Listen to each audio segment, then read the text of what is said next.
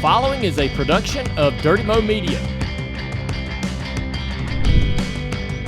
Hey everybody, it's Dale Jr. and we're back again for another episode of the Dale Jr. Download here in the Dirty Mo Media studio with my friend TJ Majors. Travis is back there. We got everybody in the studio and we're getting ready to rock and roll. We're back at the house. I did that remote show, TJ. I thought we did a good job last week. Yeah, it was really nice not having you in here. Shut up. Just shut up. Stop being so mean. Why you gotta be such an It was nice. Well, you were in a good spot. I was okay. Yeah, you were on vacation. You missed me. It did. It was. I like it when you're back here because then you're less annoying in the group chats right? too. You got too much time. You ain't seen annoying yet. Oh, I have. Trust me. I got a little surprise for you. Surprise for me and you. Oh. Yeah. Surprise for both of us. You ready? You ready to be surprised? Dale, Tim Alvin here with Charlotte Football. I wanted to congratulate you on winning the national championship as a Niner. Really appreciate the tweet last week. My phone started blowing up about Dale Jr. trying to get my job already. The coaching staff, myself, would like to invite you, Amy, and the girls up to a spring practice this spring, show you around, let you call a few plays. On behalf of the staff, we'd like to present you with this helmet and this awesome 88 jersey right here. Love to have you come out to our App State game in this August. Maybe make you an honorary captain. I look forward to shaking your hand one day. Again, thanks a lot. Go Niners. Oh, man. How about that, TJ? That's pretty cool. Got my own jersey. I mean, it's the real deal. I can't even get this on, I bet. Yeah. That helmet's pretty cool. Helmet's awesome. So the helmet, a lot of people don't know this, man. A lot of people don't know this. I collect helmets. Yeah, you got a lot of them. Yeah. So it's been a while since It's been a while since I've got a lot of helmets. I was getting them pretty regularly. Oh yeah, they were coming home every week in the flying home and stuff. Yeah, and so it's been so long that I don't think I actually have one of these new ones like that have all these little panels. You don't have any like that. Yeah, all my stuff is like the old original hard shell, but this thing here has got all kinds of things going on. But it's legit. It's got the entire. I mean, some of them come and they're not to be used and never were used, but this is like legit. Got all the stuff inside it. Yeah. That's pretty cool. It's beautiful. Pretty. I am. Let's get down to the good part here. He said you could go to the game. Yeah. And maybe call a play. No practice. You can call he said plays. I go to, oh, yeah. He said I could go to spring game. training and call a couple plays in practice. Bring your playbook and spreadsheet and show them what works. Yes. All right, man. We're going to do double undervert. Yeah. Streak the tight end. Yep. Make sure he's He's already streaked. You got to have a fast tight end there, There's Coach. no setup. There's no setup to these plays, Coach. We're not going to audible or hot root nothing, man. These things just work right out of the box stock. Yeah, your linebacker's just going to not get ready cover to the run guy. a lot of stretch plays on spring practice. RPOs. RPOs, yes. Oh, yeah, no. And some orbit plays. Get ready for a couple of orbits. We'll have about 2 or 3 orbits in the playbook. We joke about this, but they're going to probably use it in the game once, and it's going to be like the game-winning play, and they're going to be like, this goes to Dale Earnhardt Jr. Wildcat, halfback, pat, toss, pat, whatever that is. So I went to a Washington preseason banquet thing where they were honoring some of their alumni for the Commanders, and sat down at the table. This was when Dan owned the team, and Gruden was John's brother was the coach, and they were like, "Hey, you want to call a play for the first preseason game?" And I told him, I said, "Yeah, run that play." I forget the name of it, but it's got this crazy long name. I was like, "Run that play that John Riggins scored against Miami in the Super Bowl. You know, the famous where he runs." And they called it. Runs around. I do not know if that's what they called, but they probably that'd have been pretty cool. They probably don't even have that one in their playbook anymore. But so I doubt they called it because then they would have had to practice it, right, and learn it literally. No way they did that. But this would be cool. Yeah. You want to go? You want to go with me? If I'm the home, yeah. All right. I mean, this is all my fault anyway. TJ, so. that's right. It is all your fault. I lost to you, so. Yep, it's all your fault. You'd be a good sport if you went along. Oh, I would go. I'd always go to a football game. I know you would, buddy. Man, I'm thankful. Thank you to UNCC, the 49ers, the helmet, the jersey, the invitation. We're absolutely going to take y'all up on that, and maybe we'll take the whole Dirty Mo Media crew. What else we got to talk about, buddy, before we get into this race? How was your West Coast trip? Are you ready? I'm ready to be done with that. Coast. You ready to be done with that? After 2 weeks of it, and this is less than what we What used did y'all to do during the middle of the week between Phoenix and Vegas? Did you come back. home? Oh, yeah. Yeah? Came back and did the show. Yeah, nobody really Listen, I was at the beach. I don't know where this was at.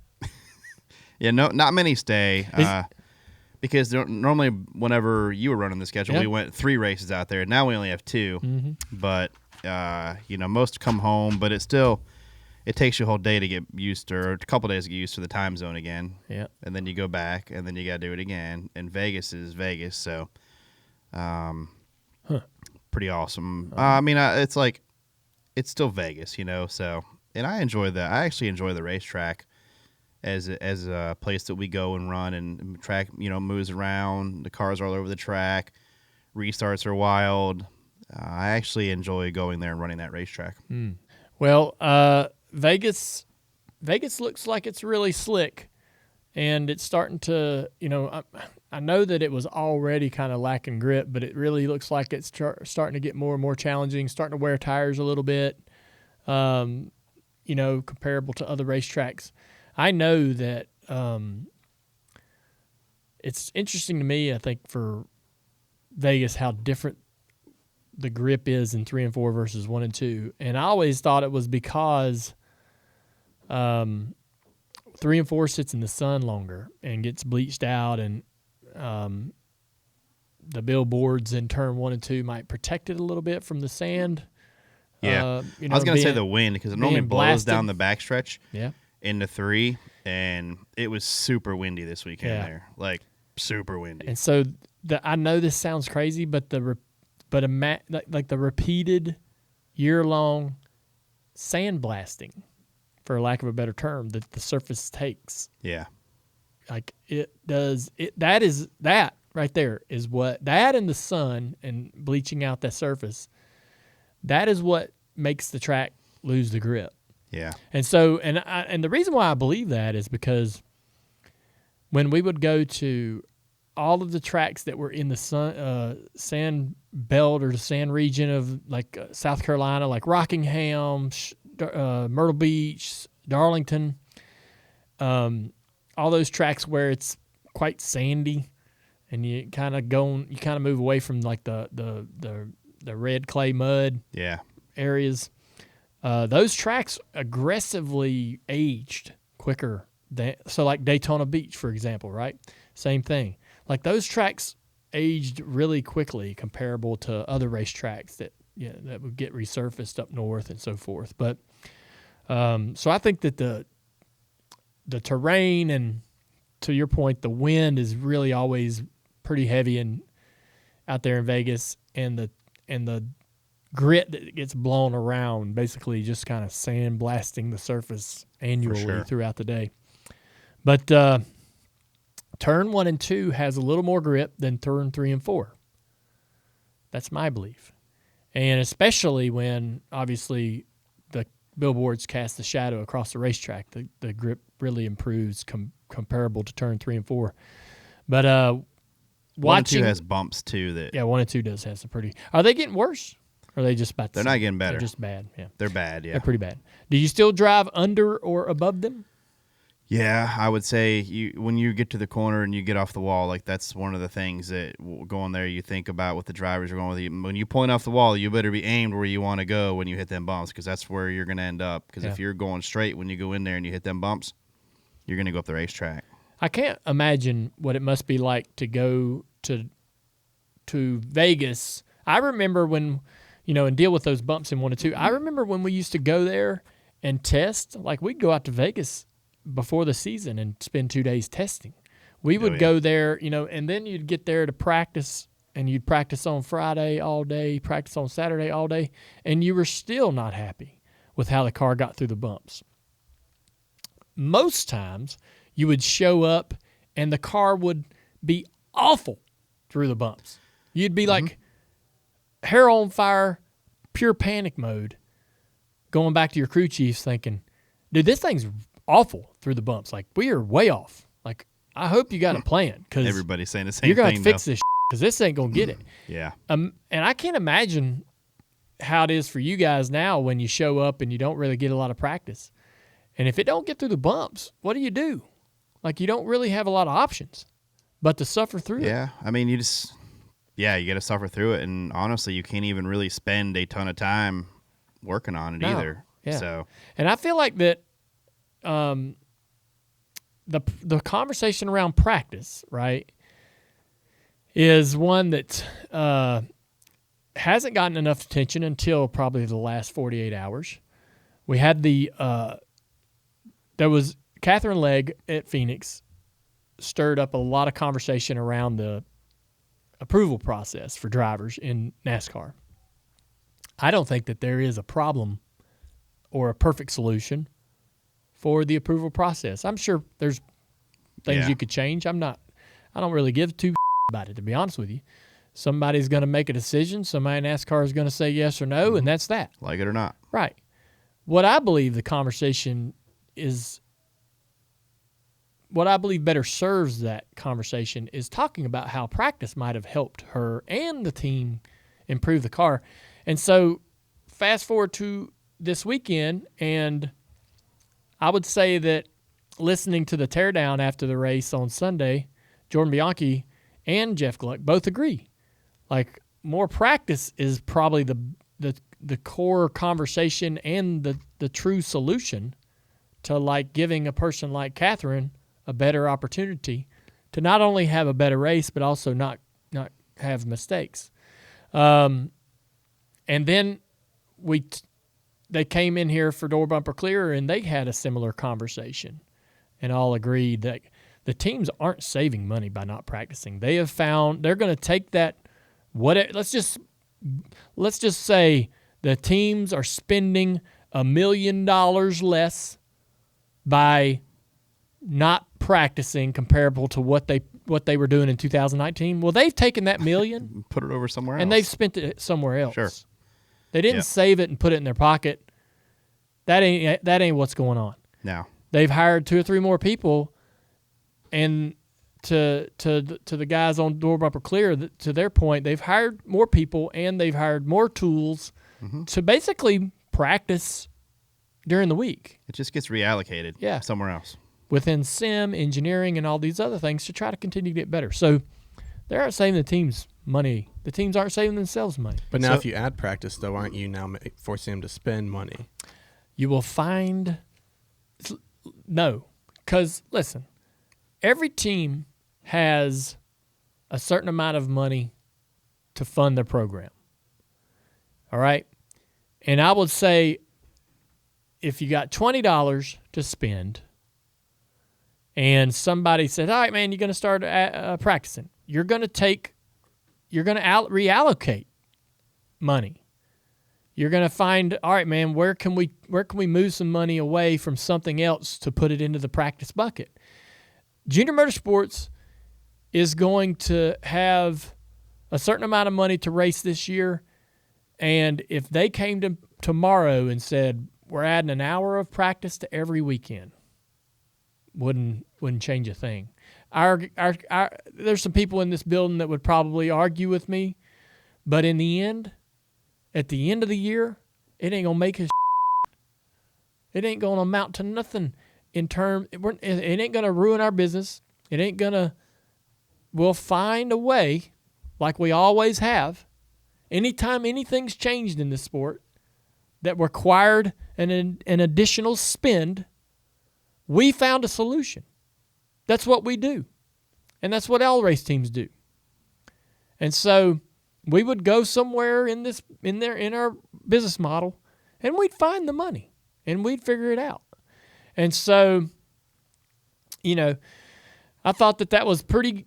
I was frustrated that practice was never brought up in that whole conversation around Catherine and Phoenix and the approval process and all of that. I was texting with my buddy Casey Mears, who's going to run Martinsville, and he's like, "Hey, I just saw that clip about practice that you had with your show." He's like, "I couldn't agree more." He's like, "The more I think about it, the more I'm like, holy shit. I'm going to go with this team.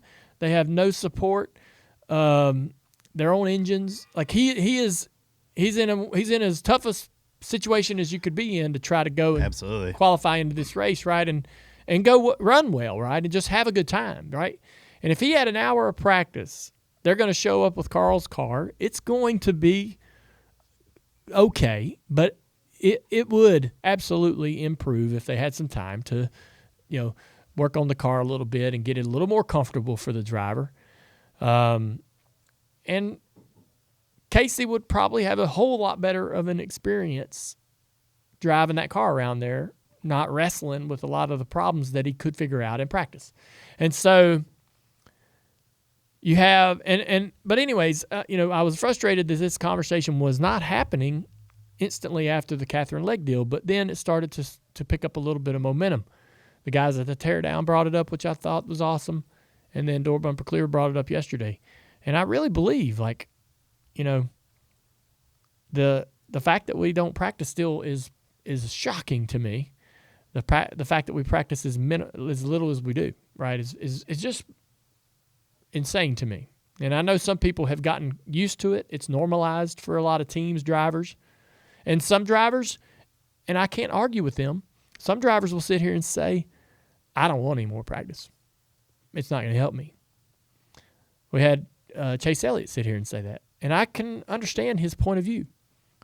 But there are teams that are, I bet if you asked any of the teams that are in the back half of the field, they'd all go, yeah, I'll take a little bit of practice. Now, so Denny brought up last year, though, that if there's more practice, the bigger teams are going to be able to have more information, and they're going to have an advantage. All of them will get more information. But do you think the teams that have... So the teams that are... I understand where you're going with this. yes. I mean, a little bit. You got a 4-car team. You're obviously going to gather more information. Four cars, four bits of information.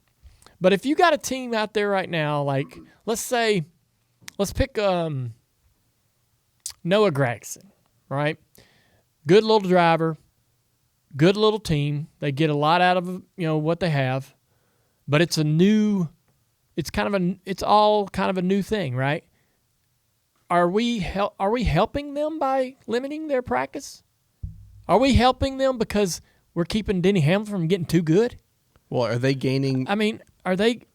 What they're gaining, is it more than what these other teams are going to be able to gain off of... Yes. Denny's going to make his car a small percentage better, and Noah will take his car. The gain that Noah's going to make is probably bigger. Yeah. So that's a great point, TJ. So the reason why Denny and a Chase or some of these guys don't really want practice is because their cars tend to show up relatively close, and they're going to spend an hour working on the car and likely not really finding a lot. If anything, maybe just a marginal gain. They'll make it a little more comfortable for them. Yeah, they can do that. And so I understand why they're like, yeah, it's more practice ain't going to change anything for me. But get in some of them other cars, see how you think. Yeah, for Noah, even you guys to an extent. Sure, yeah. In a lot of these places, they might really improve their car quite a bit, and give themselves a better shot at a few more positions on Sunday. Certainly a more comfortable car. They can take that information, continue to steamroll and snowball that information week after week, growing and getting better and improving throughout the season. But it'll be you know what? I'm gonna predict something right here. My prediction is in 2 years we're practicing. 2? You think it'll happen quicker? I saw them for like 2 months. I mean, no. Well, I think practice is coming back. Yeah. NASCAR hasn't said a word about it. They're probably have no intentions of bringing it back, but I think that logic will prevail. How much practice do you want?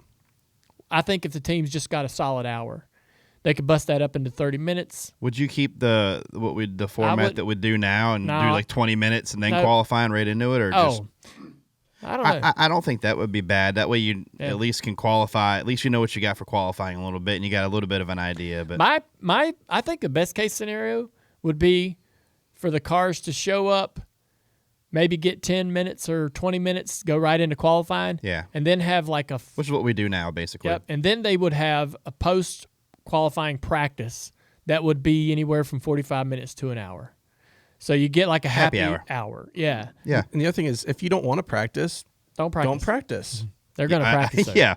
There's no way some team's ever going to sit out. Practice. Yeah. But you could see them maybe roll out, do a few laps, and not go as hard or as long, though, right? I mean, if the car's great, they probably will say, "Hey, it's good." But you know what they're going to do? They're going to make a long run, and they're going to see where their car goes in a long run, which is fine. Right. I mean, or they're going to science out some things. You know, they're just testing, and you're always going to work on something. You always are.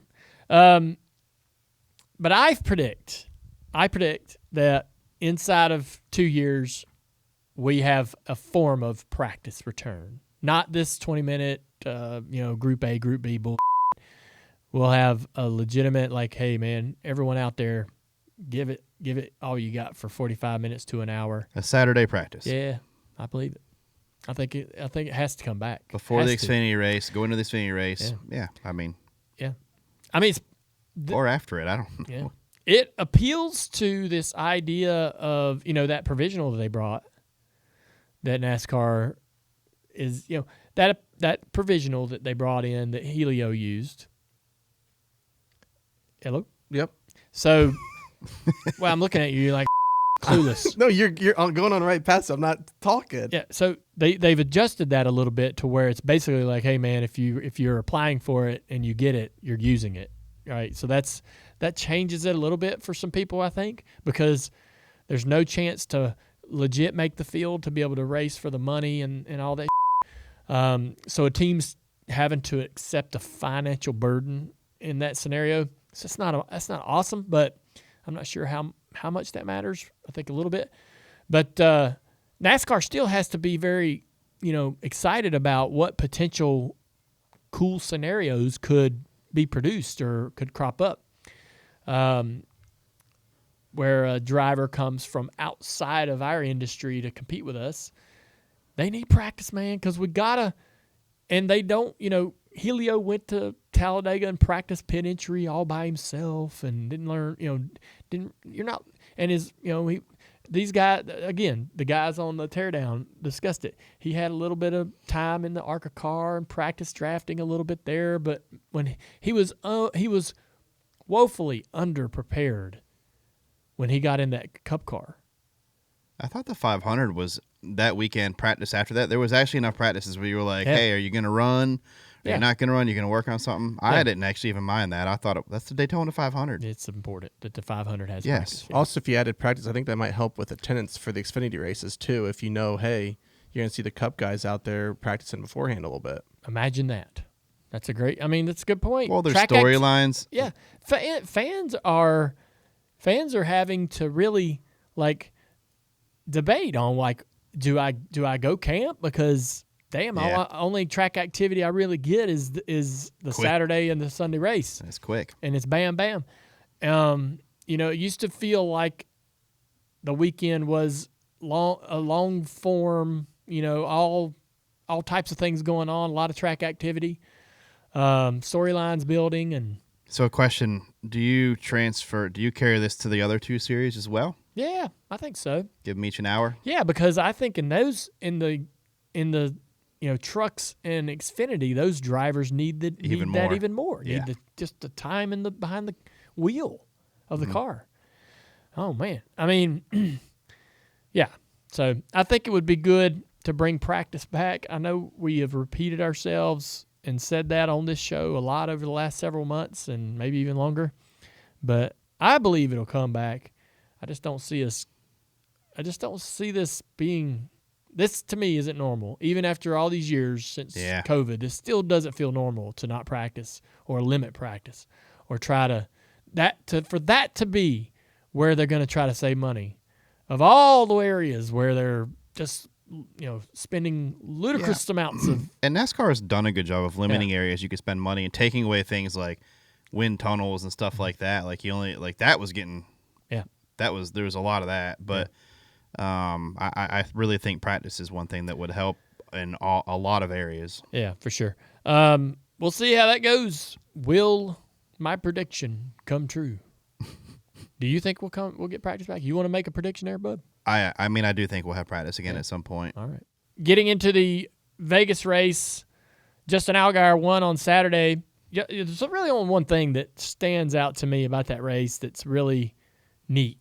And I told Justin this, and I don't know how this is going to sound, but Justin's a tryhard.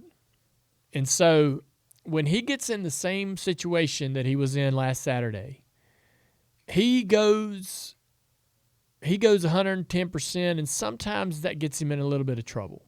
Sure. And if you look at this dude has won more stages in the Xfinity Series than anyone. Like, it's ridiculous numbers, like 90 stages he's won. Or maybe it's even more than that. It's in the hundreds or something. But he's won a crap ton of stages. He will go win a stage 1 and a stage 2. Now, sometimes things happen in that stage 3. He doesn't always close out the deal. But watching him run those last few laps, he had to be perfect. The Gibbs car with Eric Almirola was a little quicker, but if Justin was just clean and sharp. Yeah, which he was. Yep. Eric wasn't going to be able to get by him because Eric was struggling with the aero. And I'm sitting there watching, and I'm like, all right, Justin, you really going to have to be perfect. Because if you slip up and miss the bottom of 3 and 4, even a foot, the 19's driving it right to your left for a quarter panel and moving you up to track, aerodynamically, that's going to be an advantage for Eric. And all Eric needed was to just get clear of the 7, and it was going to be over. Yeah. And I'm sitting there watching that, and I'm like, golly, that's a lot of laps. It felt like 10 laps or so that he's going to have to hit the line just right. And pre-championship Justin Allgaier probably wins that race 4 out of 10. Yeah, he would make a slight mistake. And then, but having that championship has sort of checked this big gigantic void off, and I'm watching him run. I'm like, man, he's doing it. He's doing it. He's perfect. He's perfect. And it's funny how, like, when you win that championship and you finally get that pressure off and you get put in that situation that he was put in on Saturday, you win that race 8 out of 10 times. Yep. Because Justin isn't a try-hard anymore. He knew, he's like, I just need to slow down. I just need to be smart. I'm going to probably even underdrive this thing just a little bit just to make sure I don't miss the bottom. And that'll be enough. And it was. And our crew chief on the 7 car made a good point during our beer toast the other day. And you'll appreciate this, TJ. That was also a moment in a race that legitimized the spotter's importance in winning races and why it matters to be a great spotter or to have a great spotter. Let me guess. Is it when he was behind Zilich and chilled out? I was just thinking about it's possible. You could probably expand on that particular moment, but when he's leading that race and the Gibbs car is quicker, and the spotter being able to tell the driver everything he needs to hear about. Oh, sure, yeah. Wrap this corner, just wrap this corner, and you got it. Because Justin can see the car back there, but he doesn't really know how much better the Gibbs car is, right? Yeah, he sees him getting closer. And he's got to be feeling, if you don't say, if a driver doesn't hear anything, if the spotter doesn't talk at all, the driver's left to assume, right? Anything, right? And he's probably going to assume the worst or assume things are, he's not in a good spot. The spotter can come in and say, I'm watching this. From my perspective, you just need to run the clean line and he will not pass you. Mm-hmm.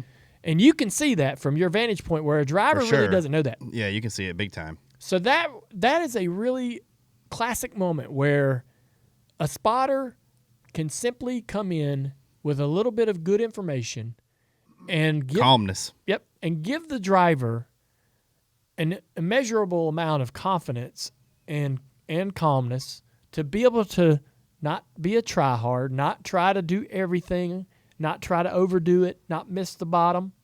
So that was a great moment where not only Justin, the post-championship Justin, goes out there and does it, and gets it done, but also a good reminder, I think, for all of us of why spotters play such an important role in the team's success.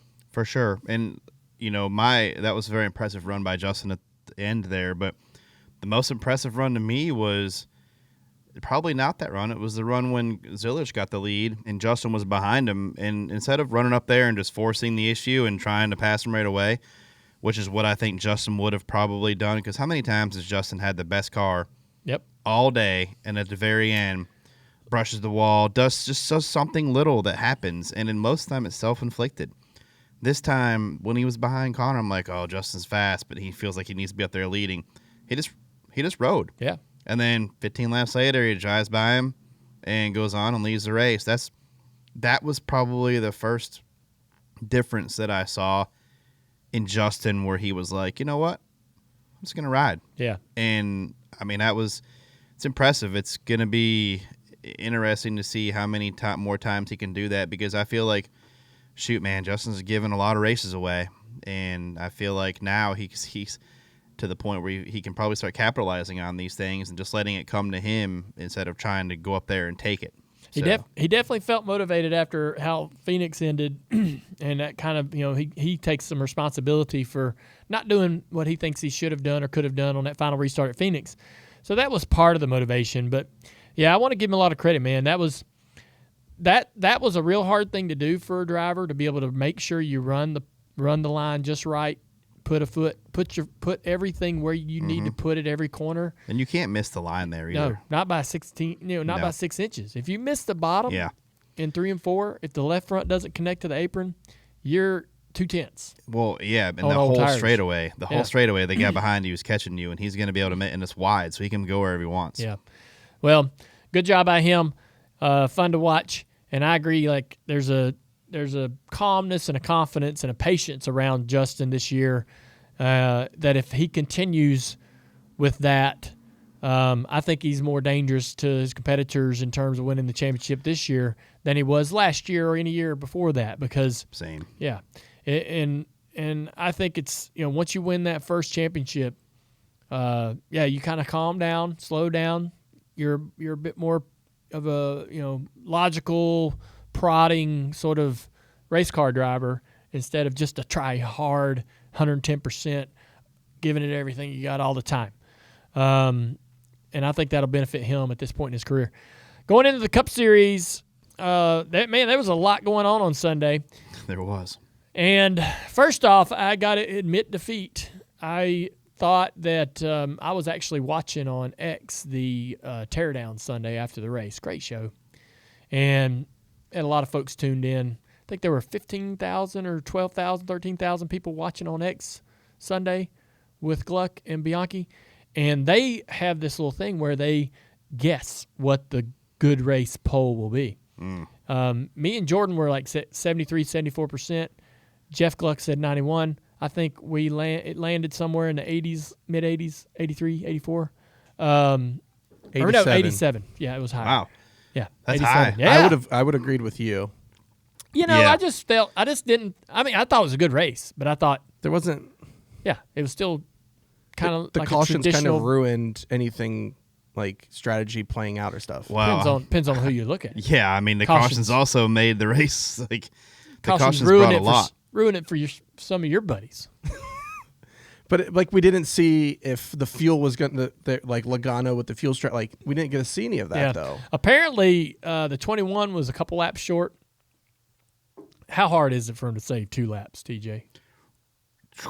And maintain your track position right there where you're running is going to be pretty tough. Well, man. I mean, you can do it, but it depends if the cars are coming from behind you that went and got fuel. Well, that's the thing. We were on the other side of it. We pitted to go hard. Saving. Yeah, we pitted on the last deal just so we could run hard and not have to deal with it. But, it was the cautions created because every caution, man, somebody sped, somebody lost a wheel, somebody slid through the box. Boxes at Vegas are super slick, so there's lots to go on there. Penalties, like Joey slides through his box on the last deal. That kind of hands over the front row, right? Yeah. I mean, changes the whole outcome of the race again. I mean, you're taking a guy that was leading the race, and now you're putting him 20th, and now you got someone else up there. And So cautions also made the race, exciting at the end too. Yeah.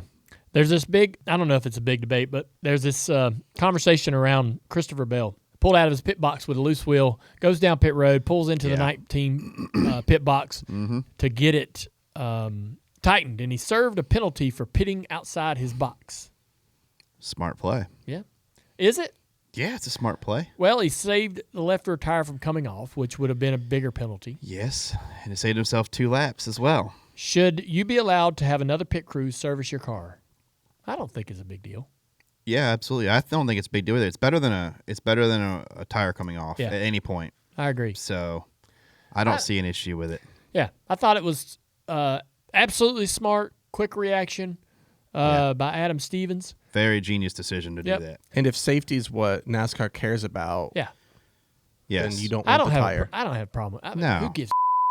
I mean, you're already getting a penalty, so you're going to the back. Yeah. So we don't need a tire out there at any point going around on the racetrack. So if it's in question, a safety concern. And the argument that people were saying that, well, what about the smaller teams? Well, most likely they lease out their pit crews from a bigger team. We're going to give the smaller teams more practice. That's going to help them. I mean, most everyone has an alliance of some sort. There's a few that don't, but I mean, it's still a good overall idea. Yeah. Why do you think there's so many issues on pit road there? As far I know as you talk about the pit boxes being slick, but there's quite a few speeding penalties, it seems. There's some tricky zones there too. Like there's some hot spots on pit road that are common. We also saw a lot of collisions though, and just why? Yeah, that's just there's a lot of cautions. So there's a lot of cars on the lead lap. There's a lot of cars pitting at one time. So you don't normally, as a race goes on, you have some long runs.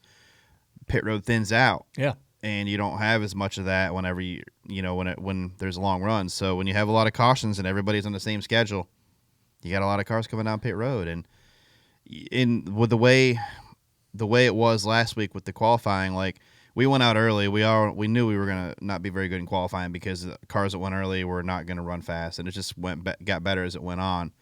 So you got cars that are qualifying that are good cars that just don't have a good qualifying draw, and they're going to be coming from the back. They're not going to get a good pit stall pick, so they're going to be positioned around a car you're going to have a lot of crossovers on pit road because you can't pick a good pit. So you're going to have a lot of crossing over with cars that are good, and that creates drama.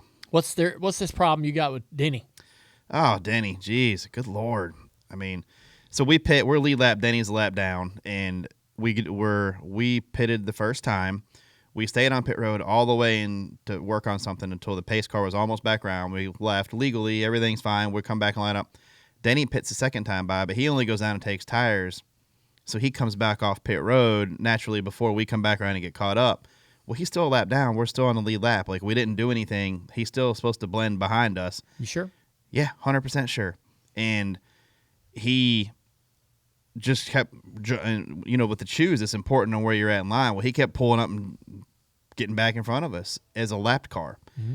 And then he finally just stuffed it in there at the very last second, and we had to choose a different lane or go where we didn't want to go because they thought they were correct. Well, a lap car should never choose before a lead lap car if you pit it all in the right sequence. But hats off to Denny for not realizing that. Y'all didn't pit on the same sequence, though. What do you mean? Well, you said it. You stayed on pit road quite a long time. Yes. And so he comes down pit road, gets off pit road with his tires before you guys can get back around down the front straightaway. Yeah. And so things are kind of not on sequence. Well, they're on sequence, but you just have to realize, look, okay, there's still a car coming down the backstretch that pitted legally on the lead lap. Can you get NASCAR to get involved there? There's just not enough time, and we were in the very back. So by the time you get to the lineup deal, and you're coming to one, you're literally going into 3 when they tell you it's the How choose. did this affect y'all's overall performance and finish? I mean, you never know on a restart. Yeah. I mean, it might have cost us a good restart from 3 spots. Might have saved us 3 spots. I don't know. Like the restart with the wreck, we went into turn 1, bottomed out up by the wall, and got passed by every single car that was in the wreck. Mm-hmm. So, I mean, you just never know. Yeah. How do you argue getting some of your spots back then? No, it just is what it is at that point. So frustrating. Well, you're already like if you're on pit road that long, you're working on your stuff. You're already, Yeah. you're just trying to make the best of it at that point, and which we ended up having a pretty solid. I think we finished 11th or something. So Yeah, for sure. not bad. Good job, TJ, not driving to Brad and Durex. So I actually started putting my stuff away when I saw them wrecking because I figured I was getting ready to drive right into that one.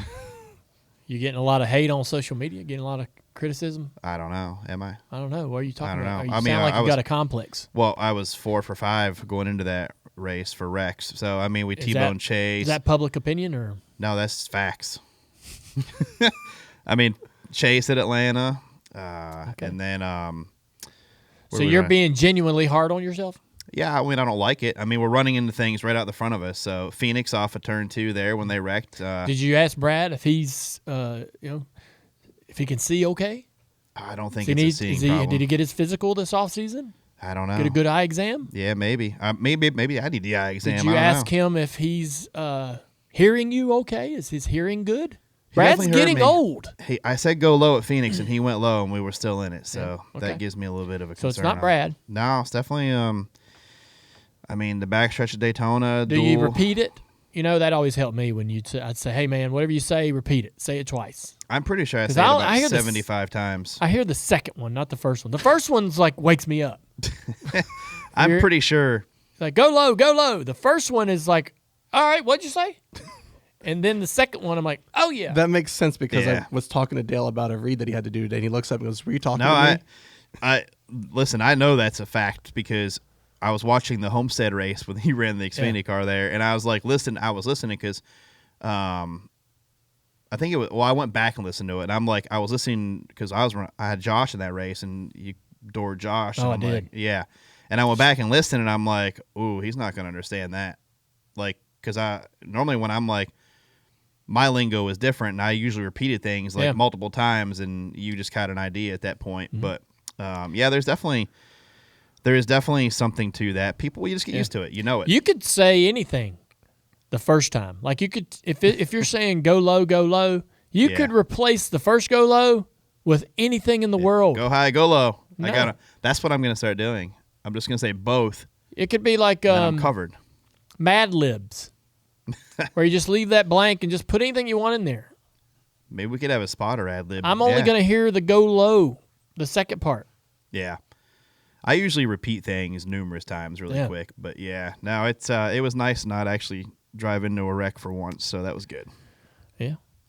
Well, before we talk about the winner, we're going to get to Josh Berry here in a bit because he's going to call in, and we're going to ask him about his experience as a first-time winner in the Cup Series. But are there some drivers that should be worried about how their season's starting? I mean, there's always a group when you look down through the lineup, the points, I guess, there's quite a few drivers that are way down.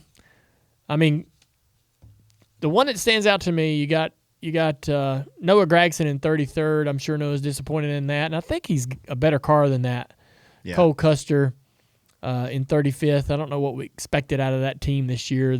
They're not a new team, but they're kind of doing things a new way with a lot less support. That's one way to put it. Yeah. Yep. I mean, Brad, you TJ, 30th, but you chalk that up to just bad circumstances with the crashes. Well, we've had Where do you rank yourself as average running position? Right now, I don't rank myself very. I don't rank us. I mean, where do you think you should be in points? Right now, I feel like we should be top 15. All right, there you go. Top 15. Easily. I mean, I feel like if we finish these races, I feel like if we finish Daytona, we should come out of there strong. All right. Here's a couple of people that I think are overperforming. Michael McDowell, John Hunter Nemechek, Ricky Stenhouse Jr., all in the top 16 in points. These are driver points, not playoff points. And the Spire stuff, it's easy to say that because we all see it, but they're outperforming themselves. Hocevar in 22nd in points. A.J. Allmendinger, 23rd in points. It's a little bit better than I thought that team would be. Ty Dillon has just, quietly not made a bunch of big mistakes and is sitting 26th in points. Other than Coda. Yeah, well, he's ahead. He got wrecked there. Yeah. He's ahead of a lot of cars that he should not be in front of. That's a good start for Ty. I think the one car that we can't ignore is Ty Gibbs. Oh, I know. Yeah. What do you think's going on there? I don't know. And he had a wicked wreck in that sprint car. Did you see that? Yes. That was pretty bad. I mean, I don't know. I'll say this. When you're in a rut that he's in, it's hard to get out of it. Yeah, and you can't. The more you hide, the worse it gets Yeah. too. So I don't know. I feel like Ty has got. I think he's got good enough teammates, and he's in a good enough place where he just needs to start chipping away at it. You just need to have a top 15, and then you turn that into a decent, better qualifying race. Get a better pit stall. Then you run it better in that race. You finish top 10, Yeah. and then you do this. You keep repeating the cycle. Somehow they've regressed. He came into the sport kind of on the fringe of being a playoff contender, Yeah. right, or a playoff team. I wouldn't say a contender, but he was immediately came into the sport right there on the fringe of that sort of final. I wasn't going to be surprised one or if two he won. Right? Yeah, he had the potential or the look Yep. of a guy that could pop off a win. I mean, 2 years ago, it was him and Bubba racing for the final spot in the playoffs. Yeah, that's what. Yeah. That's the team they were for the whole time he's been in the series. And I know it's just it is an odd start to the year. You got Daytona, Atlanta, Coda, and then I won't say real racetracks because I believe Daytona and Atlanta are amazing, but the style of racing there, those two tracks back to back and Coda. Yeah, it's hard to get a baseline on how the season's really going to go from those three. Yeah, if you have any kind of poor luck and you're not much of a road course guy, We've been there. yeah. What about new crew chief? Is that any reason that it'd be this bad? I don't think so. I don't think so either. You're in an organization that big, like the resources that are there, you should. No. Yeah, I don't think so. It doesn't look like Ty is all that concerned, at least when you look at his his demeanor and so forth in his interviews. Well, I mean, why would he be concerned though? I mean, you're not running good. You don't like it. Yeah, but Go ahead. he's not going to lose his seat. Still, man, you don't want to suck. Yeah, but I think it's. Yeah. I think. You're saying just as demean, like Let me tell you this: you want to feel like be in a situation where you do have that much job security, and you're not running good enough that you think you deserve it. Yeah. Like be in a situation where I was kind of in that situation at Hendrick, where I was running bad enough where other people like me running that bad had been let go. And you're sitting there going, hey, Rick's telling you, I'm not going to give up on this. I'm not giving up on you. And you're sitting there going, I could see how you could, and I'm thankful you're not. And that's probably worse. I think that's a terrible feeling, right? Because you know that you're kind of the one hang up, right, to the whole thing. And so it doesn't feel good to be it doesn't feel good to be performing or finishing as bad as Ty is and have that job security, right? It's a tough balance because then you're sitting there going, man, anyone else might be let go at this point or there might be some changes being made. I'm in a situation where I've got that security that I don't feel like I deserve at this point. And so he's got to battle with all of that on top of trying to figure out how to go to the racetrack and truly get the result he knows he can get. I don't envy the situation he's in. I will say when you get into these kind of ruts, damn, sometimes they last a long time. Sometimes you just can't do anything right. You just can't figure it out. But it's a bit surprising, I think, that, they've had such poor luck and they're sitting in 34th in points. And they've got a lot of work to do to be able to. That's hard to climb out of. Yeah, they got a lot of work to do to bring themselves back into the conversation of trying to battle for a final playoff spot. And he goes wins a race now, that changes everything. But yeah, for sure. But I mean, and he, like I said, man, he's got a teammate that's won. What Christopher Bell's got? Yeah. What 3 wins? I mean, so the cars are going to be fast. He just needs to. I'm telling you, he's not going to come out and dominate a race. I don't think and get a win like that. He just needs to chip away at it. Get you a top 15, get you a top 10. I want to be easier. patient because I look at Logano and Byron. Yeah. And I say, hey man, there's two great examples of why you need to be patient. Yep. with drivers. But man, he came through the Xfinity Series and almost won every race he started. It seemed like, right? Remember that? Yep. He was. I definitely in the Cup. I thought he would win in his second year. Yeah. I would have bet on that. Yeah. Somehow they've regressed where he's not comfortable and he doesn't.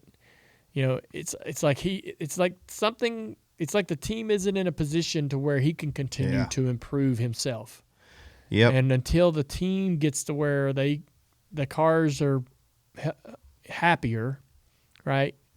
And he can continue. He can get back on track with improving as a driver and becoming a better race car driver.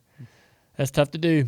It is. I don't envy the spot he's in. That is a definitely tough scenario. All right, so let's talk about the winner, Josh Berry and the Wood brothers. Just a lot of good layers to this story. Josh is, obviously, if you've been around, you know the deal. Josh worked at JR Motorsports. Basically, I was racing online, very similar to our friendship, TJ. Mm-hmm. I was racing with Josh.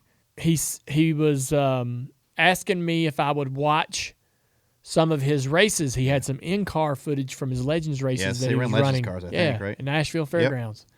I said, yeah, I'll watch them.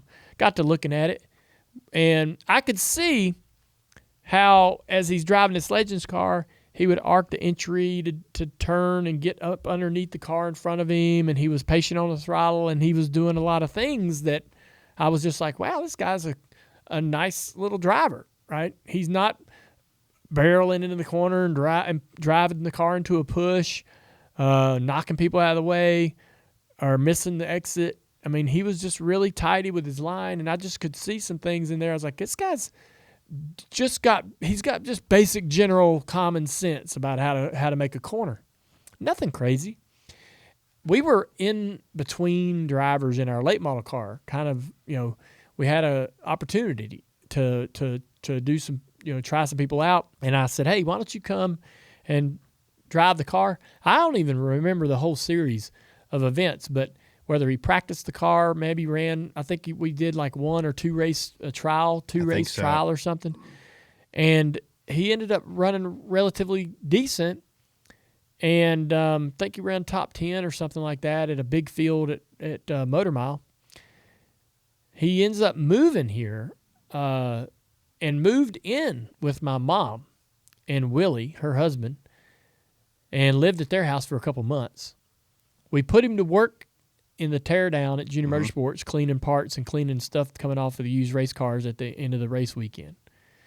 And then eventually he did that for a while, and then eventually he went over to the late model program to work on the car full time. Once he got enough like mechanical knowledge, we needed him to be working on the late model. And there for a while it was just him. And he was we got Brian Schaefer, Marty Lindley helped a lot over the course of Josh's, decade-long stint with the late model stock stuff.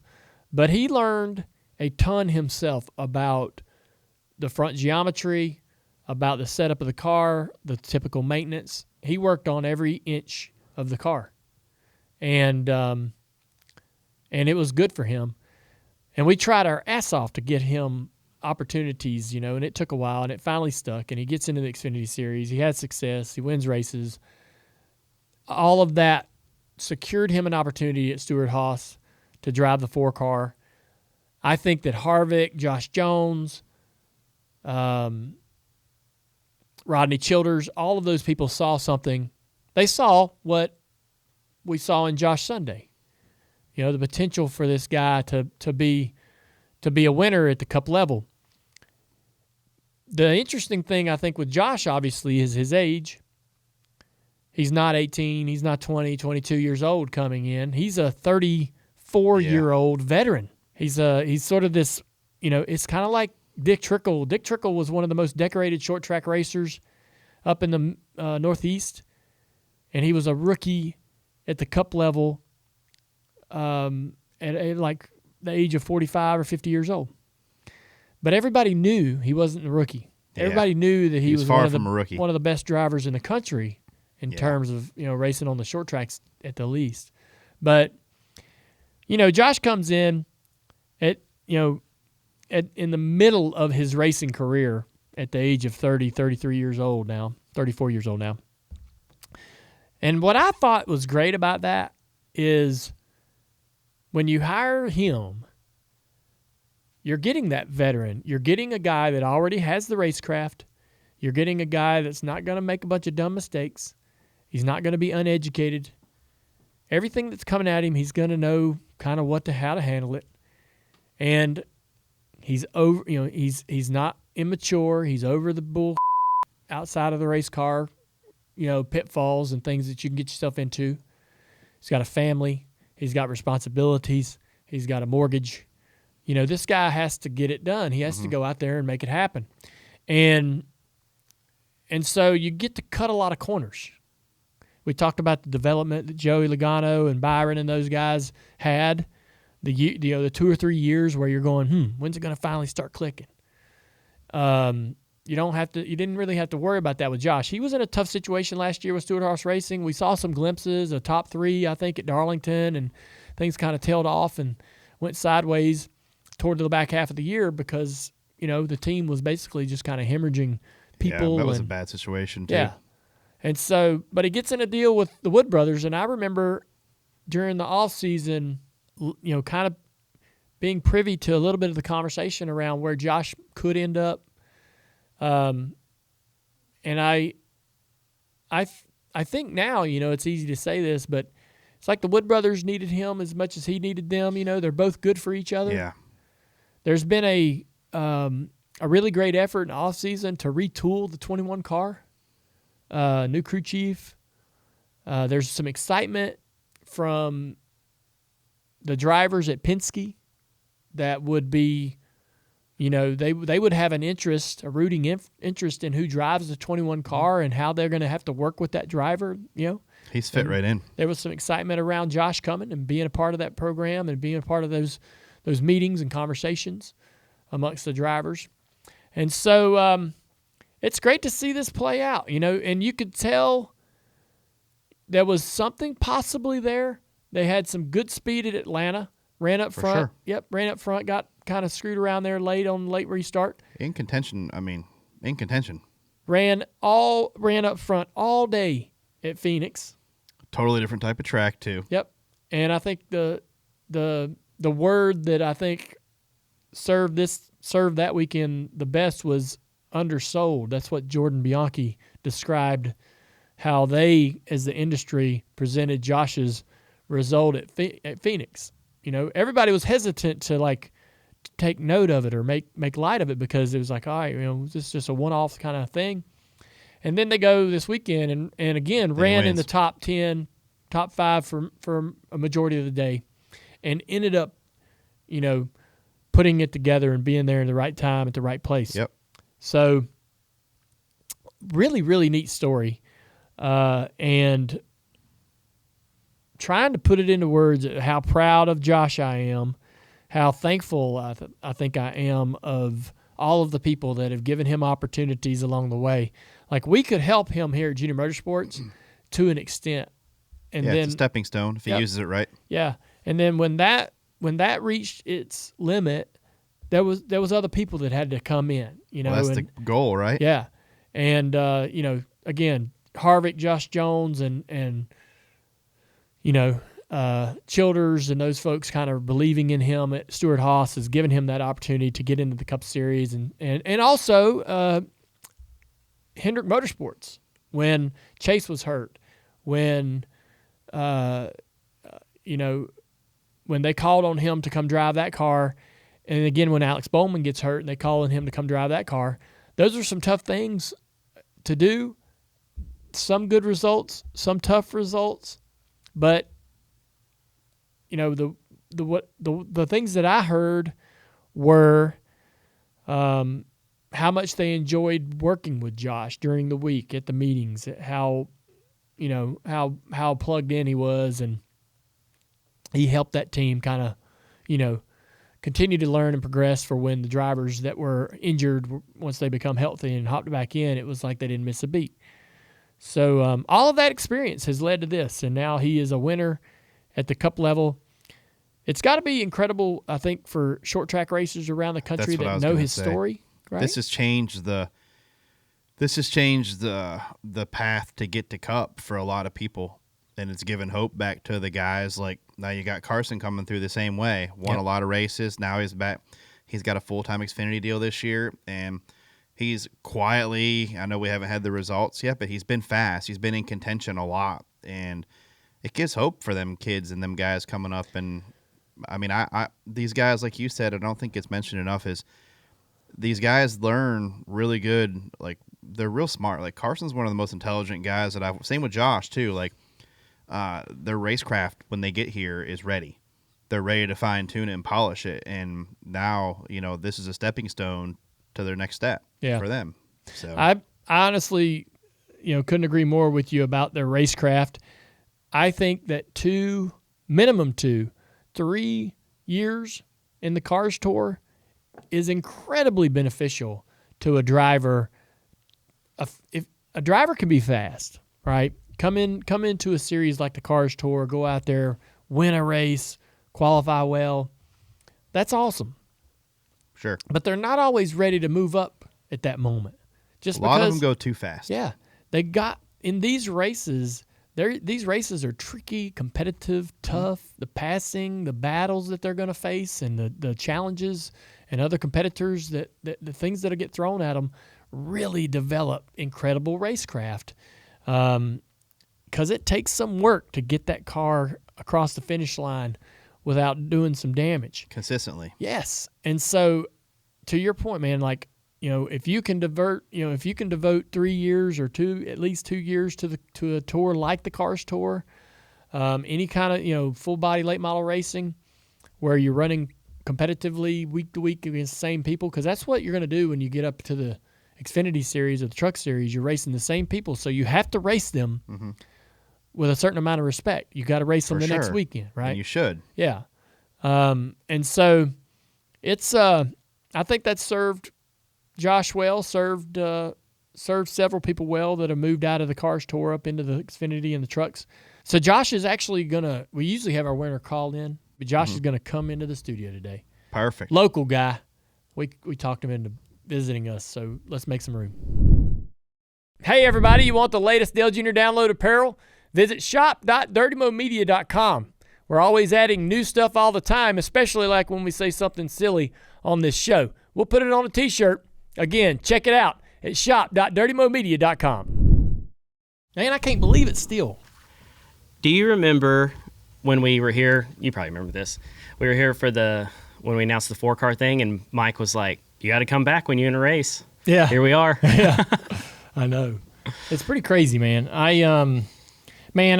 First off, describe to me the feeling, and I can imagine, I think about this while I'm watching it. I imagine like this feeling that you're having, because I remember when you had to battle out of Daniel. Y'all raced the out of each other. It was fascinating, awesome race. But once you finally get clear and you're starting to see the distance, and your car, like the car's as good as it's been all day. Mm-hmm. I mean, all this nice clean air. And you did what I knew you could do, right? And you drove away. Like, talk to me and explain to people that feeling that you're finally about to do something that you've, like, I know you're also nervous. You're like, good, yell at them out, what the Yeah. But there is this feeling of, holy this is really about to happen. Yeah, I mean, even go back to the restart. Like, I knew that the restart was going to be so important. And I hope, obviously I felt like, in a way, I honestly felt like whoever won the restart was probably going to win the race. I mean, that happens a lot. When Daniel was able to clear us on the restart, and, then, we were fending, there's a couple of them behind us that had caught up to, and it was looking like it was going to be, a big battle there for a minute. And we kind of settled in, and then I was able to take the fight back to the 99 and ultimately get him around him. But the biggest surprise to me was like when I got around him, how big of a gap we pulled right away. And I kind of, I'm like looking at him, we have a good gap, and looking at the gap behind him, and there's even a bigger gap. Yeah. Those guys got stuck racing each other. What's happening over the radio? Not a whole lot at that point, really. We just kind of settled in. Jason's kind of started just counting the laps off, and then it's like each one you just feel a little more, right? Like when you get to 5 to go, you're like, oh, he ain't catching me now, right? No. Like we're this is ours as long as it stays green, right? Yeah. And to me, I think you really feel it the most when you take the white, because you're like, as long as this car Don't stays break. rolling and the tires got Caution air in can them, come out now. Yeah, we want it if the caution comes out now. So that's when you get the white. That's when you're like, oh, yeah, and then the emotion really starts to hit you. Yeah. You hopped out of your car and sat down on the hood. You stood up for a second, but then you sat down on the hood, and I could sense like that was the moment, I think, where you were like, you were like, all right, damn, I've climbed this mountain. Yeah. You know, the one that you started climbing back in Nashville Fairgrounds, you finally, you're like, this is the view. Yeah. Right? Yeah. Yeah, no, for sure. I think, I said this after the race. I don't know if you heard it or not, but it's interesting. A lot of what I took from that was, so over the off season, I was watching, we were playing around on the TV or whatever, and I turned on the new NASCAR channel that's on, and when I downloaded it and turned it on, the 2014 Daytona 500 was on, and we watched like the last 50 laps of the race, and a lot of what I did was from that, your celebration that night, right? Like I was like, man, that's what I want to do, because to me it was obviously like I'm not a big, smoky burnout, blow the tires off of it type guy. Even, when I raced here, like, I do a little bit of one, but it's, never really like super intentional, right? And when you won that race that night, like watching you, and it showed you had an in-car camera, and it showed you like you were kind of just taking your stuff off slowly, and you're acknowledging the fans, and it's just like felt like you were really soaking in the moment, right? Like, and you could tell that. So to me, that was what I wanted to do, because like you can even hear it in my voice, the emotion after. Like I don't talk right away, like because I'm a little choked up, and then I kind of say a couple words, but they don't come out real clear. You can see the emotion in me, right? Like so, I took that moment to just kind of collect my thoughts and soak it in, and that was a lot of what my thoughts were at that point. Was like, okay, I'm gonna, because even I think back to the days of racing at Hickory and stuff. That's what we did. A lot of times you swung around backwards, got the checkered flag, waved at the fans. There's trackside parking and all these people, and they're either cheering you or booing you or whatever when you're coming around. So to me, that was what it was about. Really, was just trying to just soak it up as much as I could, and however long it took. I really didn't care, and just enjoy it. I think you did a great job of taking in the moment. That's one thing I worried about, was like, and there's no perfect way to celebrate a win. And my dad told me when I won my first one, he's like, you only win your first one once, you better celebrate it. And I'm like, I don't know what that even means.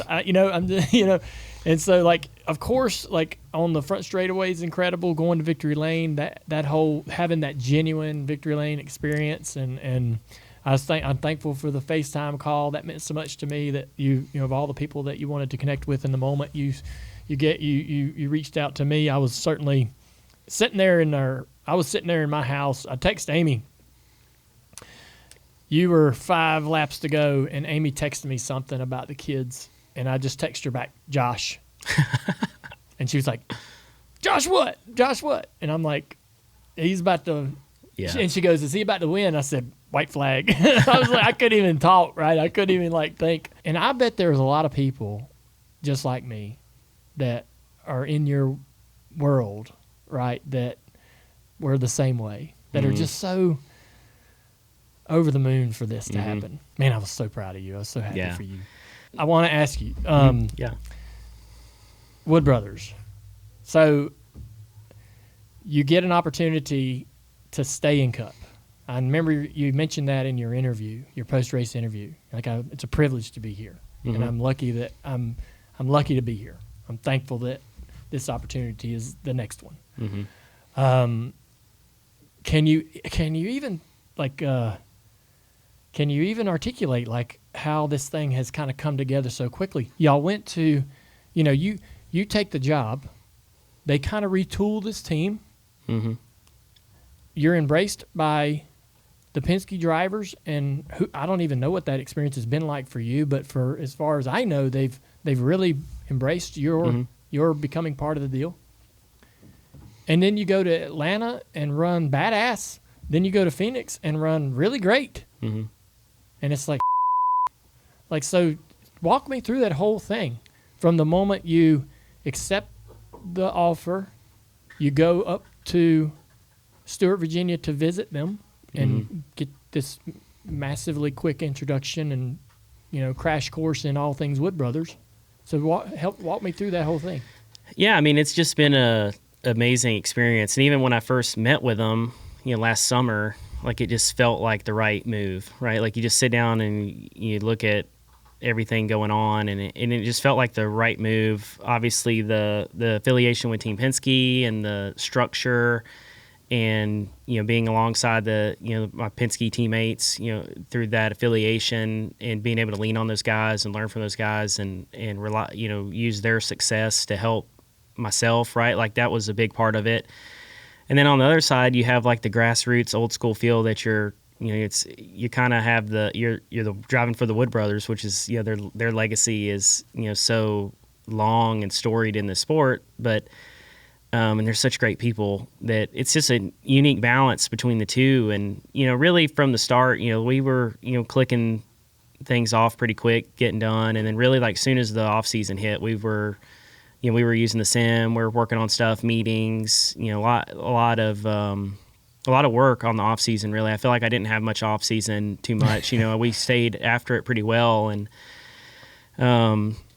it's just even the Clash was really cool. We didn't qualify quite like we wanted, but we got our it was an unknown going there for the first time, and Miles did a really good job with the car, made the car a lot better for Sunday, and we were able to transfer in the race and hold our own pretty well in the race, get a solid finish, and then from then on, I mean it's just been a really good experience. I think Miles has done a really good job in his situation, right? Like he's been kind of behind the scenes of Team Penske the last couple of years, really involved in the next gen program, kind of from when the next gen come involved. So he's seen a lot of things from his view of all the teams, right? Like, and he's able to take that knowledge with his own and put it together. And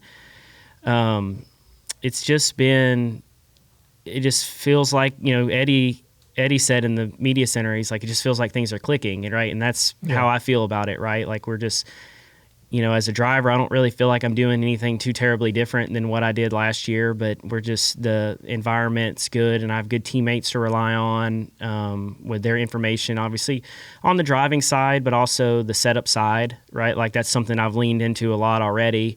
If we don't have quite the pace in practice, leaning into what those guys are doing, and, whether that's, making an adjustment or not making an adjustment at all, right? And just being more confident, knowing that those guys are going to run good has been a big part of it. And it's just been a great experience, really, and getting to know the Woods more and more. They're just such awesome people, and they're having a lot of fun right now. Yeah, you're still kind of new in that relationship. John Wood has been put in a situation or a position of authority, and has really kind of taken on a bigger role. And I text him from time to time, and he'll text me from time to time, because he reached out to me to sort of pick my brain about who Josh Berry was and why I thought Josh Berry would be a great fit for the Wood Brothers, and so we've kind of maintained a bit of a communication ever since. And I remember I worked with John, I raced with John for years, but he's got quite a personality. It's big. Mm-hmm. How do you enjoy getting to know him? He's he's taken on a little bit more of a leadership role in the it's kind of like the passing of the torch, if you will, this particular year, where his dad, Lynn and Eddie, the brothers up there are kind of passing on that authority and that how to run and manage that program. So I'm kind of curious as to how that's working out for you. Yeah, no, it's been good. Obviously, he definitely has some personality, which is a good thing. But no, he's been really excited. Yeah. Him and Kevin both have been really excited about what we've been doing, and for him, I guess I think they're really trying to they're enjoying it, right? Because this is a big win, and this win at Vegas was really big, but just. I don't know if I want to say that this is what they expect of their car, but they feel like they're like, okay, now we're doing the things that we should be doing. This is why we're racing, and it's not it's not really overcomplicating that, right? Like just going out and just racing and running well. And, I think for me, like I didn't, it was interesting to hear his, stories over the last 6 months or so of him, how much attention that they paid to me, especially when I was, driving that HMS and had the fill and roll those races. Yeah. And, how he kind of, he mentioned the other day that he never thought that, that this opportunity would ever come together to where I would be in the position to come drive for them. So, it's just been a great relationship. I mean, they've been so fun to work with, and to hit the ground running like we had and had some good results. I mean, those guys, they truly deserve it. Yeah, for sure. I was, every time I've seen the Wood brothers walking through the garage, man, it's like royalty. And Leonard and I have always been really close, and he. Back, I don't know if he's still involved in it as much as he is as he used to be, but he used to build these RC cars. I'm sure you saw a few of the things that he's built, but he builds everything. But he used to build very competitive RC cars and used to race in competition, and the gas powered and a lot of hand built pieces and parts and suspension and stuff like that.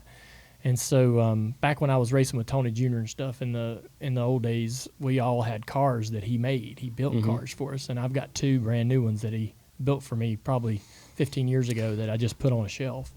And so I mean, I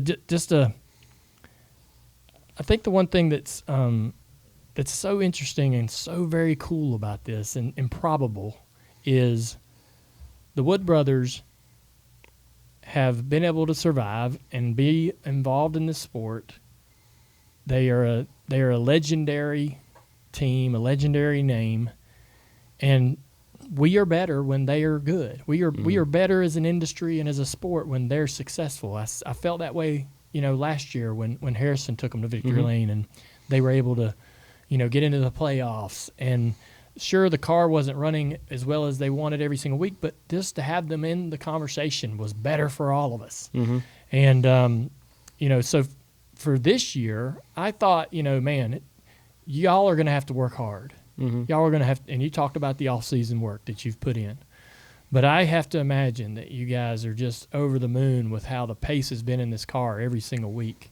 And I think that's, to me, is the one thing that I kind of have to pinch myself as a race fan, just as a general fan, not just a Josh Berry fan or a Wood Brothers fan, but like for that car to show up every week and run the way they think it should run and the way that it used to run is, I don't know if it's, I don't know if you can put a value on that for the industry and the sport. So, and I think you can appreciate that, knowing what you know about the Wood brothers and knowing what you know about NASCAR, but it's just incredible. Yeah, no, it's been super exciting. And I think you even go back to, it's interesting, when you think of it this way, but when I first got the opportunity, everyone was like, the 100th win, the 100th win, the 100th win. That was the question every time, are you going to be the guy to get to 100th win? Well, July Daytona rolls around and I'm leading the race, get clipped, flip over, we know that whole 9 yards. And I'm sitting outside the infield care center and I'm watching, I hear them racing the last lap and I'm watching and I think I'm like getting interviewed by Bob or somebody, and the 21 wins the car, and Bob turns around and looks at it and comes back and he's like, what do you think about that? And I'm like, I don't know, right? Like, I don't know what to think right now. I mean, that was a hell of a wreck. And, but I feel like, everything happens for a reason. And I felt like, Harrison really deserved that. They all those guys loved Harrison, and it was so cool to watch him win that race and have that moment. And at the same time, it was almost a weight off my shoulders in a way that I didn't spend the whole off season worrying about winning the 100th race. Yeah. We kind of got to turn the page and start fresh. We're starting at a new 100, right? Yeah. Like that 100's over with now. We're worried about the next 100, right? Yeah. And I don't know. It's interesting that things happen for a reason like that, and I know that was a big moment for them, and they really enjoyed that moment with Harrison. But it gave us a opportunity to kind of start fresh, I think, coming into this off season, and obviously some personnel changes and getting to know each other and learning. But like you said, it's definitely been our expectations were to run well, but you just never know how you're going to start, right? Like you hope that even if you start at the beginning of the year and it's a little bit of a struggle, that you can just just get better and better as the season goes along. But to start as well as we have has been really impressive. And even for me personally too, like Vegas and Phoenix were, some of my toughest races last year, right? Like we're still going to, Martinsville's and Richmond's and Darlington and a lot of these places where I had really good results last year, right? I mean, we found ourselves in the top 5 several times last year in the 4-car and having some opportunities. The consistency wasn't there. So to start out like we have and be running this well at some places that maybe I didn't have circled is, just building our confidence when we go, just better preparing us for when we go to these places that I feel like are going to be really good opportunities. How was I know that, you didn't get to the end of last year not knowing what your plans were for this season, but it still was a difficult second half. Y'all came out and, you and Rodney had a couple of good runs, top 3 at Darlington. Looked like there was going to be a way to be productive, right? Mm-hmm. And just have a year of some sort that you could be happy with, even though you knew the ultimate outcome of the program entirely wasn't going to be great with the way they were shutting down a big part of the operation. The second half of the season, man, y'all couldn't get nothing going. Yeah. So I guess talk me through how you manage that. What helped you, I guess, stay focused, stay positive? What helped you keep your head on straight? Because, dude, we all know it's easy to spiral. It's easy to make things worse. It's easy to get, you talk yourself down into a hole if you're not careful. And how did you manage to kind of be able to get to the end of the year and mash the reset button and be ready? Yeah, it was definitely difficult to finish out the year, and I really don't know why. I don't really, obviously there's a lot of the, things are getting more and more difficult, I guess, the further you get into that. More people are leaving or getting prepared to leave and finding their homes, and I don't know. I really don't have words for why we didn't finish a little bit better than we did. We had some, we had a really good, a couple pretty solid races towards the end. Homestead was pretty good for us, but, we just didn't, I can't really put a finger on why I felt like that it just wasn't working. And really all of us, all 4 of our cars were kind of fighting the same issues at that point, and that's, to me, that's the hardest part about this is, like, I wanted so badly for that to end better than it did, right? Because, Rodney was so instrumental in getting me that opportunity, and he's still, he's just as excited as anyone to watch me win that race Sunday, and he was one of the first people to he was, pick your name. Yeah, him and Cheddar and Tyler, who was another member of the 4-car, those guys were all. And they kept telling me last year, man, they're like, what's going to be the worst part about this is, you have the potential, and when it clicks, you're going to win. And, we just wish that, this was ending different. Right. And, they were so good for me, and I learned so much throughout last year that, I just really wish the results were a little bit better. But it was a difficult situation for all of us to handle. And I think, for me, approaching the off season, right? Like, we hit, like I said, we're right after Phoenix. We were in the sim and we're having meetings and we're talking about stuff. And to me, it was the opportunity. Like, there's not going to be a next opportunity in my eyes, right? Like, that's the way I approached the off season. I was like, this is going to be the opportunity for me to stay racing at this level and to improve and have better results. And that's just the way we approached it over the off season, right? It was just that we're just going to prepare as much as we can and get to know each other. And that was a big part of it, is just spending time with each other, understanding how we think. And, Miles has been great. Like I said, Miles has been really good in that aspect, because obviously I feel like he's really sharp on the performance side of the car. But I think and maybe it's because he isn't as experienced yet, that seems to have allowed me to be me in how I approach racing and how I approach practice and out qualifying, and I think he just trusts my judgment and my instinct of driving a race car and what it needs to do. And there's been times this year when like I said, in practice, we didn't really have the pace, but I'm telling him, like, the car drives good. Like, it's going to race good. I feel good. Like, I don't want to lead you down the wrong path just talking. And he's bought into that and done a great job. So it's been a lot of fun. Yeah. I've watched you be, watching the races this year. You look comfortable. And aside of that, to me, is how aggressive you're able to be on restarts. When a driver is firing it off down in the corner and the middle lane opens up and he puts it in there, that's a guy who feels like he knows his car has got the capable ability to make the pass or make the move work. And man, when your car won't do it, you won't try to do it, right? Mm-hmm. When you don't have the belief in the car, you won't try to make that move, or you're just trying to survive the corner. But this year you feel like watching you race, there's a confidence and there's a belief in the ability of the car that's new and refreshing. How many text messages did you have? Probably about 300 and something. I've been slowly working through them. I think I've got it. I think I'm caught up now. Oh. It definitely took a while. I finally finished up this morning a little bit, but yeah, it was a lot. It was really cool. Yeah. What did you do when you got home? Not a lot, actually. So we, was obviously at the racetrack for a while. That was a pretty cool experience because winning a cup race is, like, Chase Briscoe texted me and he was like, "Man, winning a cup race is badass, isn't it?" And I'm like, it really, we stay busy going through all, the different interviews and doing all that stuff. You really get a lot of time to be in that moment before you leave. And then I went by, saw the guys. They were just finishing up in tech, and then we headed off to the airport. So we got back about 3:30 in the morning. I think it was pretty late. And I turned the race on and had to watch like the last 75 laps or whatever and just relive it. I couldn't go to sleep right away without watching it. So I watched it for about an hour and then fell asleep. And then the next morning they had me doing stuff at 9:30, 10 o'clock the next morning. So I've been pretty busy, honestly. Yeah, back to work. Yeah, but it had some media requests, media stuff go on Monday morning. When will you have your comp meeting?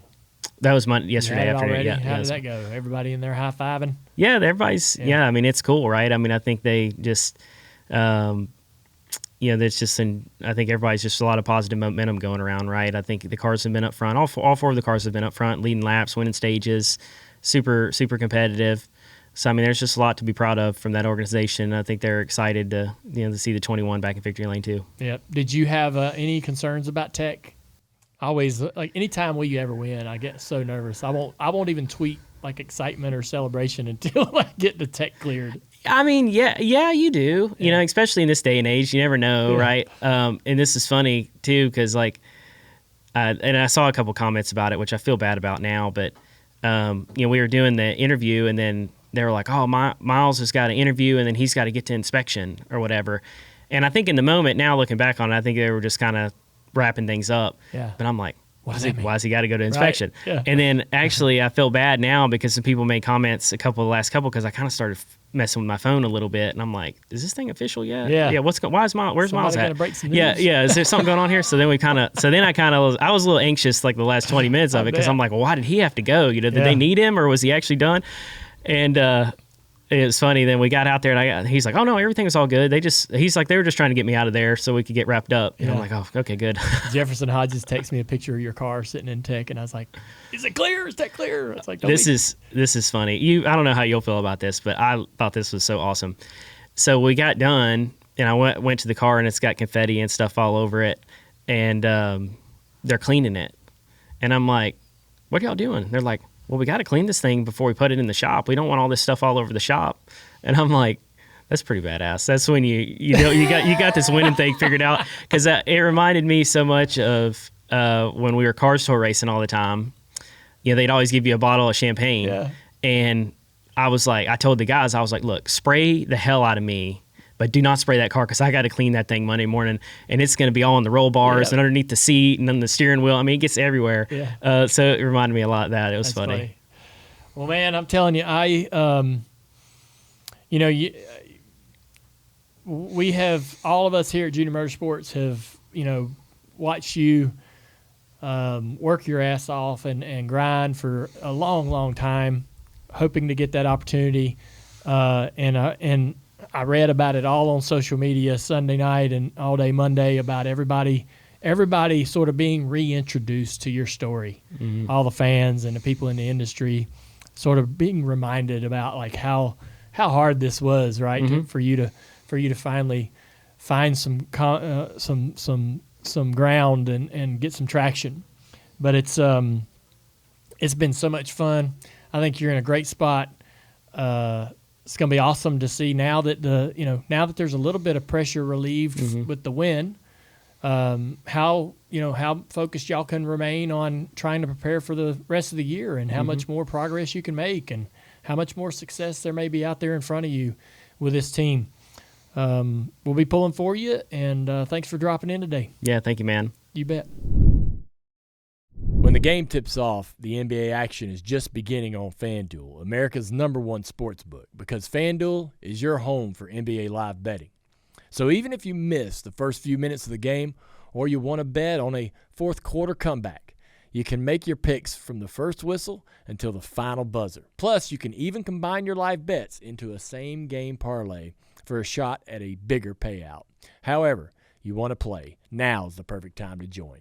New FanDuel customers get started off with $150 in bonus bets if your first $5 bet wins. Me and my friends have been having a lot of fun putting some parlays together and just betting a little bit to make the games a lot more fun to follow along. So just visit FanDuel.com/Dale Jr. to join today. That's FanDuel.com/Dale Jr. for your shot at $150 in bonus bets. Make every moment more with FanDuel, official sports betting partner of the NBA. We're going to be selecting our Lionel Ultimate Racing Collector of the Month of March next week right here on the podcast, TJ. Make sure you're following us on Twitter and on Facebook, and respond to those posts with pictures or videos of your racing collection to win. If you submit something last month, don't worry, you can try again. It's been a lot of fun seeing these big, massive collections that folks have. Yeah, especially you. Yeah, my collection's all right. But, the winner last month had above the TV mantle cars. We saw people with replica racetracks in the finishing order. So, send us in whatever you got. It doesn't have to be all die-cast, but that's what we really like. I like the people that recreate the tracks with the cars on them. Yeah, me too. Well, Lionel is put this program together, the Ultimate Racing Collector. Send in all your stuff. We'll be checking it out on Twitter and Facebook, and can't wait to see what you got. And we are live, Dale. All right. So we're here at Ask Junior, presented by Xfinity Mobile with my good friend TJ Majors. NASCAR fans, now you can get the speed you need on or off the track with Xfinity Mobile.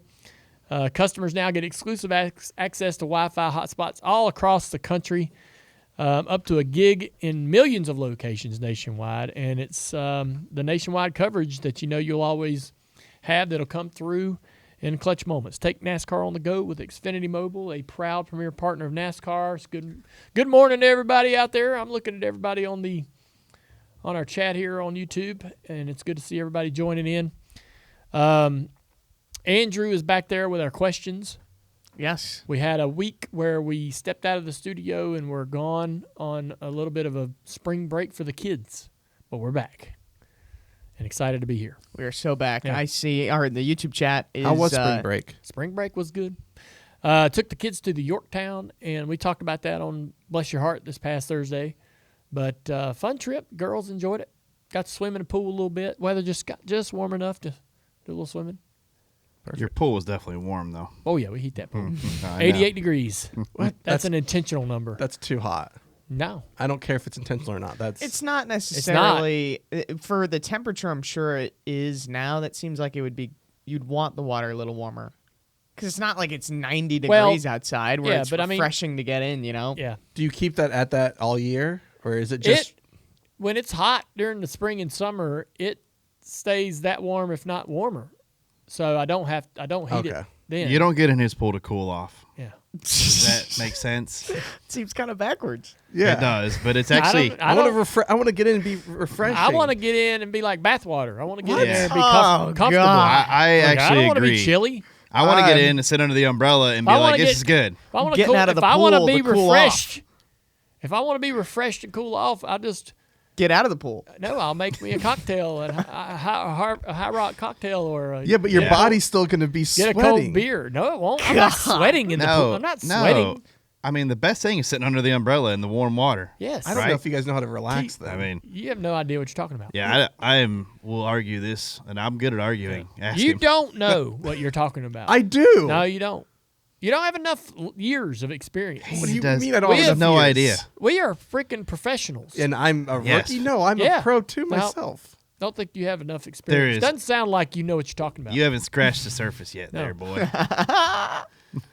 He has no idea. That's all ridiculous. Go ahead, Andrew. All right, we've got a bunch of questions. This first one's from Brandon. Happy March to both of you. Have you guys filled out March Madness brackets? I think they're due Thursday. You got to fill them out before Thursday? I haven't done one yet. I haven't done one. I will. No. Yeah? I will. I will. How many brackets? Do you just do one? I just do one, but somebody in the chat just said, I didn't realize until the last episode how much Carl Edwards looks like John Cena. That's hilarious. Wow. That would John Cena's the new villain, right? So he's been all over my social media. But it's kind of true. A little bit has resemblance. Yeah. Wow. All right. So filling the brackets out then. We'll probably have to get an update maybe on Bless Your Heart. I don't know. All right. I don't know. You want me to fill one out? Put a damn bracket in front of me. All right. Dang. We'll just send have spicy this morning. Send me a link and I'll do it online. All right. I got a question. Was it not probably better that Carlo and Ryu was like not it wasn't in studio because that'd have been awkward at times. Oh, I know. Because you kept pushing him. Nah, it's good. Then he's like, "Fine, you're right." Yeah. I wonder if we're gonna Are you gonna, Travis? Are you gonna fill out a bracket that on FanDuel that's got a little skin in the game? You gonna put a little cash behind it? Yeah, I'll do some. I've got some bets for tonight that I'm gonna fire off, and I'll do something there. I've already got a parlay for games, but I wondered if you do a whole bracket. I haven't. Can you do a whole bracket? I wasn't even looking, but if you can, I'll do it there. But I just like to bet on the individual. I want that instant reward. Yeah. Like, I don't want to wait and then find out that I get so annoyed because I've done those brackets every year, and it's you get one team that does more than they should have, upsets a few, gets a few rounds in, and you're like, I didn't have them going that far, and they bust up this whole everything's 25% of your yeah brackets all ruined by one team. Yeah. So frustrating. I'd rather just bet on the games. I guess, yeah. My favorite. Someone wants to know if Andrew's wearing lipstick. Yeah, right multiple now. people in the chat want to know if I'm wearing lipstick. Wow. I'm not. Okay. So just maybe it's your sweatshirt that brings it out. Yeah. Maybe it is. Yeah, I don't know. So to answer multiple people's questions, I'm not wearing lipstick. But let's get to some more. I predict that the lighting and the camera angle will be different in that studio next week. No, I want it to stay the same. Andrew will not. He won't wear that anymore. I'll put some actual lipstick. I mean, look into the camera. Your lips look red. Like, do they really? They look redder than they should. This is weird. This is probably the shirt. How does it look? Okay, kiss the camera. Is that fine? Yeah. Is that? I don't know. Tell me, YouTube chat. I mean, I feel it's like okay if you wear lipstick. Okay. All right.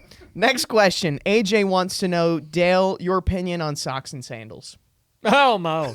Oh, no. No. No? Who? I've seen a photo of you wearing socks and sandals. The hell you have? I'm pretty sure. I don't own a pair of freaking sandals for one. It was like during COVID, and Amy took a picture of you getting ice cream, and you were in Commander's socks. Sandals? I didn't have shoes on at all. Oh, yeah. Hello? Okay. You're right. Sorry, I'm still flustered by the lipstick comment. You are. I don't own a pair of sandals. What? Yeah, you don't? What about slides? Yeah, you do. Slides. They call them. When I was young, they used to call sandals Jerusalem Cruisers. I thought that was a cool nickname for them. So no, you're not pro socks. What are sandals to you? Sandals, right? That's the question. Because I don't like what I feel like you have sandals. I've seen them. There's sandals and there's flip flops. Flip flops. Okay, are what's not the sandals. difference? They're not. Okay. Flip flops have the my the God. little piece in between then the thing that doesn't separate the toe. You know what I mean? thong. Sandals have straps and all kinds of things. I mean, they're just like a shoe without the Jesus sandals are different. Jerusalem Cruisers. Than regular sandals versus flip flops. All right, then flip flops, socks and flip flops, because I think it's okay. Hell, I've gone to the grocery store wearing that before. Socks with flops. Socks and flops. Yeah. When I'm that's a super lazy roll, but it's all right. He also wears lipstick, so Yeah. it's got to obviously be the Adidas slip-ons. That's the only ones. Not athletic. You can't wear socks with the flop with the thing between the toe. No. I'm not saying. I think you're that's not doing that, completely different. Okay. No, I'm not. Socks and Crocs. I mean. Yeah, I think that's okay. Yeah. What does the YouTube chat think? Socks and slides is okay. Yeah. Okay, so that would really be my question. And slides, Socks and slides. Okay. I think that's all right. This next question's coming from Reed. As a race car driver, what do you? This might be a weird question, but what are you looking at when you're behind the wheel? Do you ever get caught up in other drivers' sponsors? Serious? Do you ever read the back bumper? Yeah. And okay. I mean, I sure do. And think love about Fig what Newtons. that type of brand is. I don't know, the random thoughts that you have. There was a behind the couple wheel. that stood out. The one, for example, Golden Corral, kids eat free on whatever Right. that said on. It was on the back of Blaney's car. And you think about that for a few laps, I'm sure. Yeah. I thought you were going to talk about the Kevin Conway Rookie of the Year car. The extends. No, I don't even remember that car, but TJ remembers. TJ does. Rookie of the Year. How do you not remember Rookie of the Year guy? He was the only rookie, and he was out there battling himself. Yeah, I got it today. Yeah, those are sometimes the hardest battles. Yeah.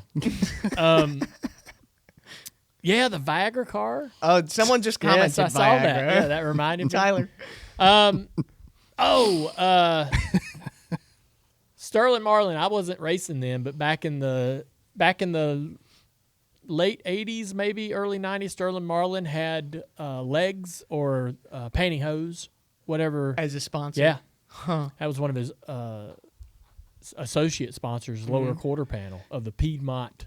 Oh, my gosh. Could you imagine him doing ad reads for them if he had to? He's the one guy. He's Personal experience. He's like the one guy in the whole garage that could have that as an associate sponsor and it not be problematic. Yeah. Oh, yeah, no problem. Keep going. Sterling, don't even think twice. It's okay. Sterling could make that cool. Better cover them legs up, girl. Yeah. Yeah. Oh my God. I guess this get you some of them free pantyhose. I mean, he could make anything. He can make anything cool. Yes. Like Mark Martin somehow made the Viagra sponsorship just fine. Mm-hmm. There was a few funny puns and things like that, but for the most part, he kind of normalized the partnership somehow. People are saying we need that car back. It's like Alfredo and the Dude Wipes. He does a good job with that. Yeah. Well, this next question kind of ties into it. It's from Rose. What's the most random thought then you've had behind the wheel of a race car?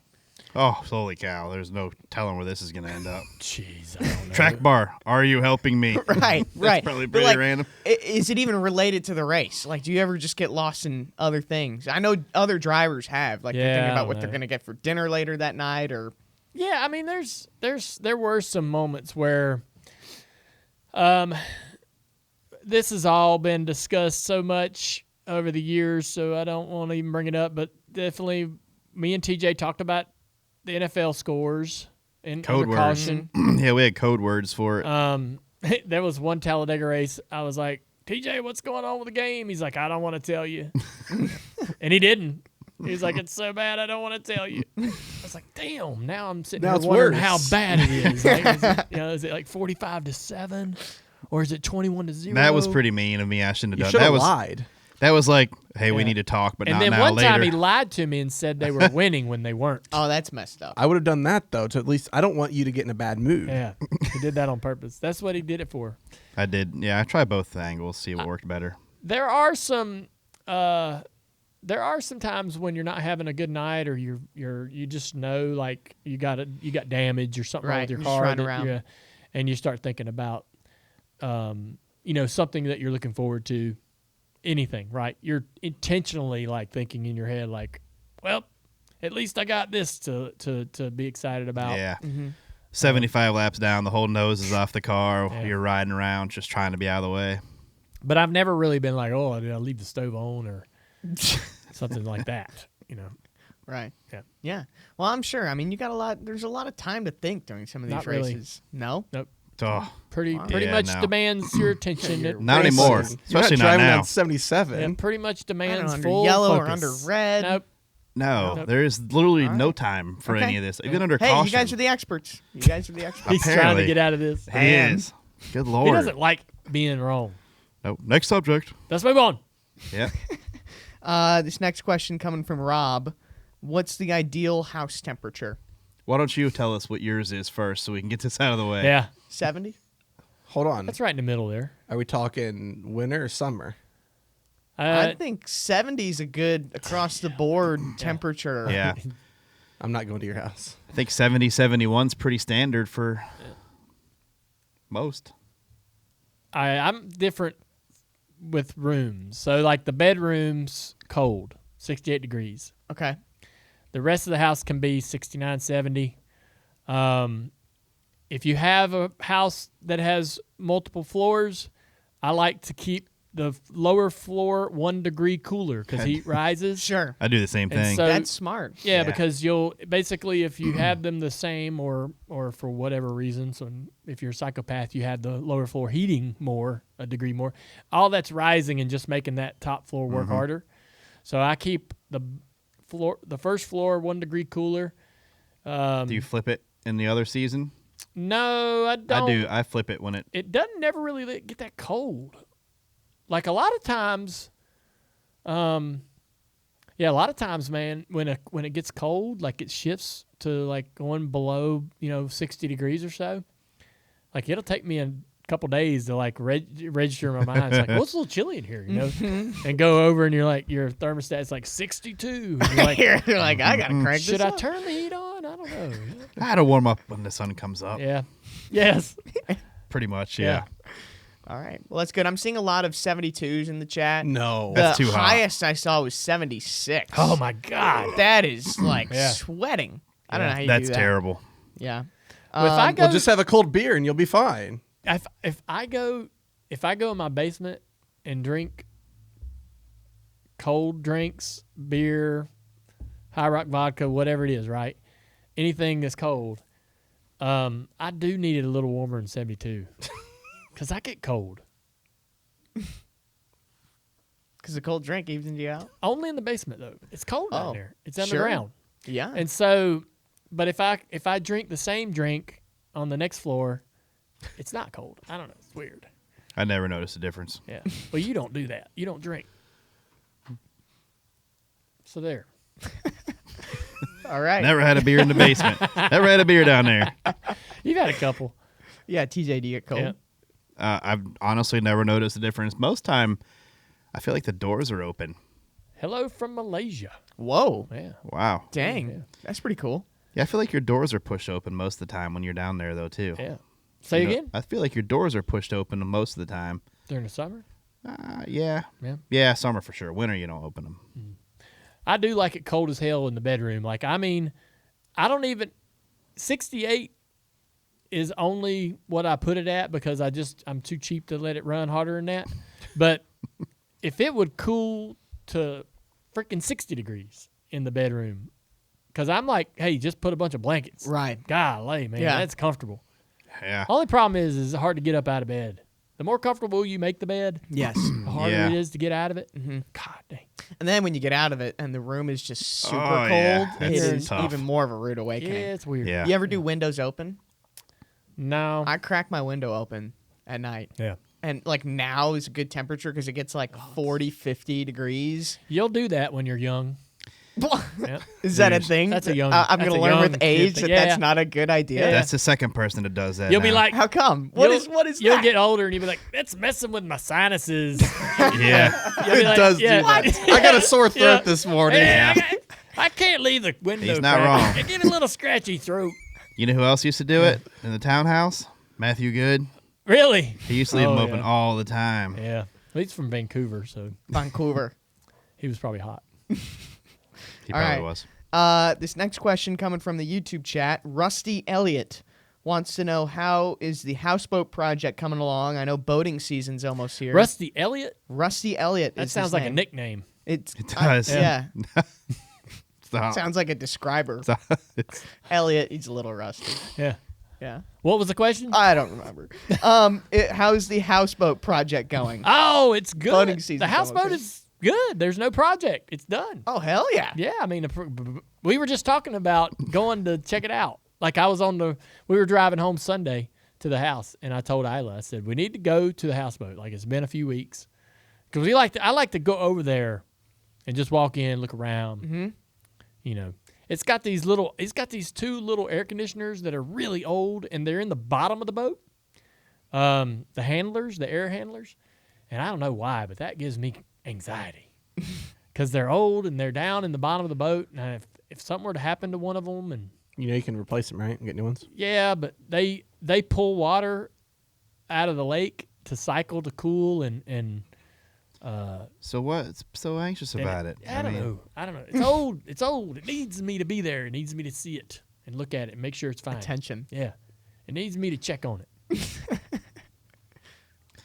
What's the ideal houseboat temperature? I'm joking.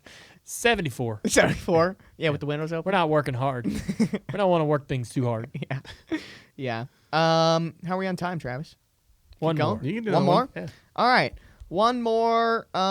This one is coming from Mason. I know you. Hello from Sweden. Whoa. Oh yeah, I'm seeing Ellen from Sweden. That's always really neat to see where people are tuning in from. Mason wants to know, since you're always kind of on the hunt, the look for the new artist, new song, any new song recommendations? Any songs that you've recently added? Yeah. All right. I know that Bon Iver's got Bon Iver, however you pronounce it, has got a new record coming out. It's been a while since they had anything. They were really cool, probably 10, 20, 15 years ago. This guy named Cameron Whitcomb come out with a song called Options that I like.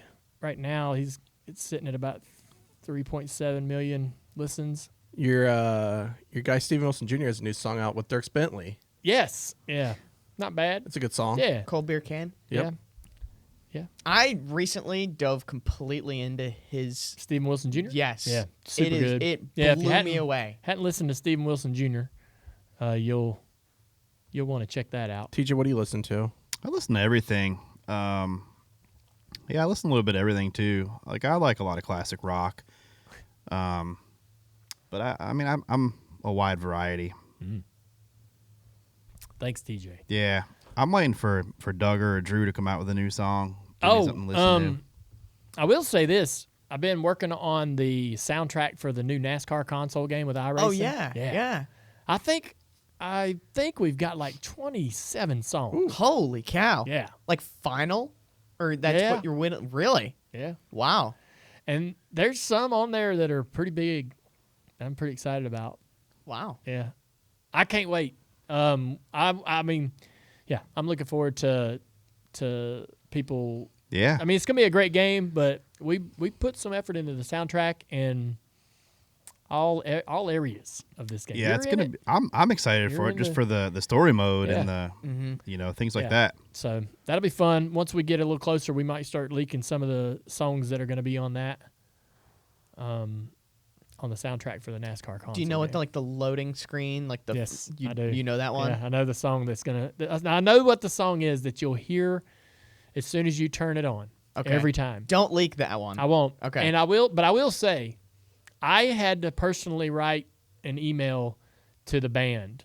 Really? For them to understand why I thought this would be a great idea. Because they weren't very, very responsive to the people that were trying to clear the music and get the rights to it. It's a lot of hoops you have to go through. So finally, like I sent an email to the publicist or the people that are in charge of the band, and they got the band to go, oh, this makes sense, okay. Because I had to explain, like, hey, you're going to hear this song as soon as the game starts every time, and this song has the perfect amount of energy. It's really going to be awesome. You did that through an email? Yeah. You write some. Was that AI? I'm a hell of a writer, TJ. AI or? I'm a good writer. Are you? Yeah. I've wrote some good stuff. I used to write a column for I remember. Winston Cup scene, Grand National scene. Oh, really? Yep. Back in the day. I wrote about 11 or 12. I got them. I got the columns. You still got them? I should read them. On a show. Yeah. I wrote one. Yeah, I wrote one about Dad. So, I wrote a couple books.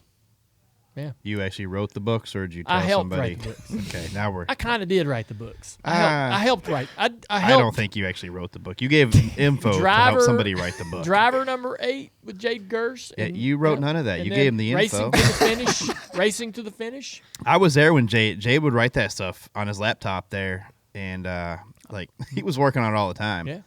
But he took notes every weekend and would come back and document that weekend. I remember that. Yeah. Yeah, I'm a good writer. Yeah. I can write the hell out of an email. What, you didn't do a write-up on your national championship? Big deal. No write-up. That's light work.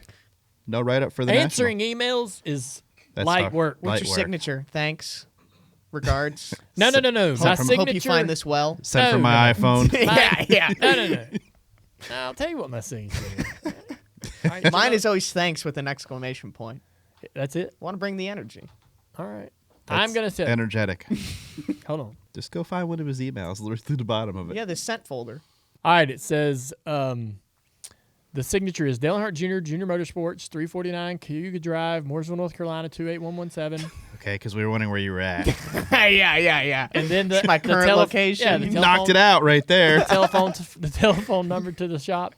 Filtertime.com. HighRockVodka.com, DirtyMomedia.com, CarsTourRacing.com, iRacing.com. It's like the end credits to a movie. Well, those are all the things that are a part of my life. It's true. Yeah. Yeah. And that I have equity in I was expecting work with. I mean, in a galaxy far, far away. The Star Wars deal. What are the chances that you might get a new Filter Time customer just by the signature in your email? It's true. Are you going to randomly email people? No, but I'm just saying I might email somebody that's known me their whole life, and they might go, "Yeah, I've known Dale Jr. forever, and I'm not a customer of Filter Time. I might sign up today, get my air filters mailed today, to me. But I will today. Yeah, I might support my friend from this email. Yeah, because I'm a writer. Well, there you go. Excellent job today on Ash Jr. Yeah. All right, everybody. I appreciate y'all tuning in. It's a lot of fun seeing everybody on the chat, and we're up to 878. But, yeah, I enjoyed it. TJ, thanks for coming around today. Yeah, thanks for being here. We're going to wrap it up. Thank you, Xfinity Mobile. Customers get exclusive access to the most powerful Wi-Fi network on the go with speeds up to a gig. For NASCAR fans, that means faster downloads, turn-by-turn action, smooth live streaming, with fewer pit stops. I wasn't going to say no pit stops. A strong connection from the parking lot to the grandstands. For more laps and less lag, stay connected with Xfinity Mobile.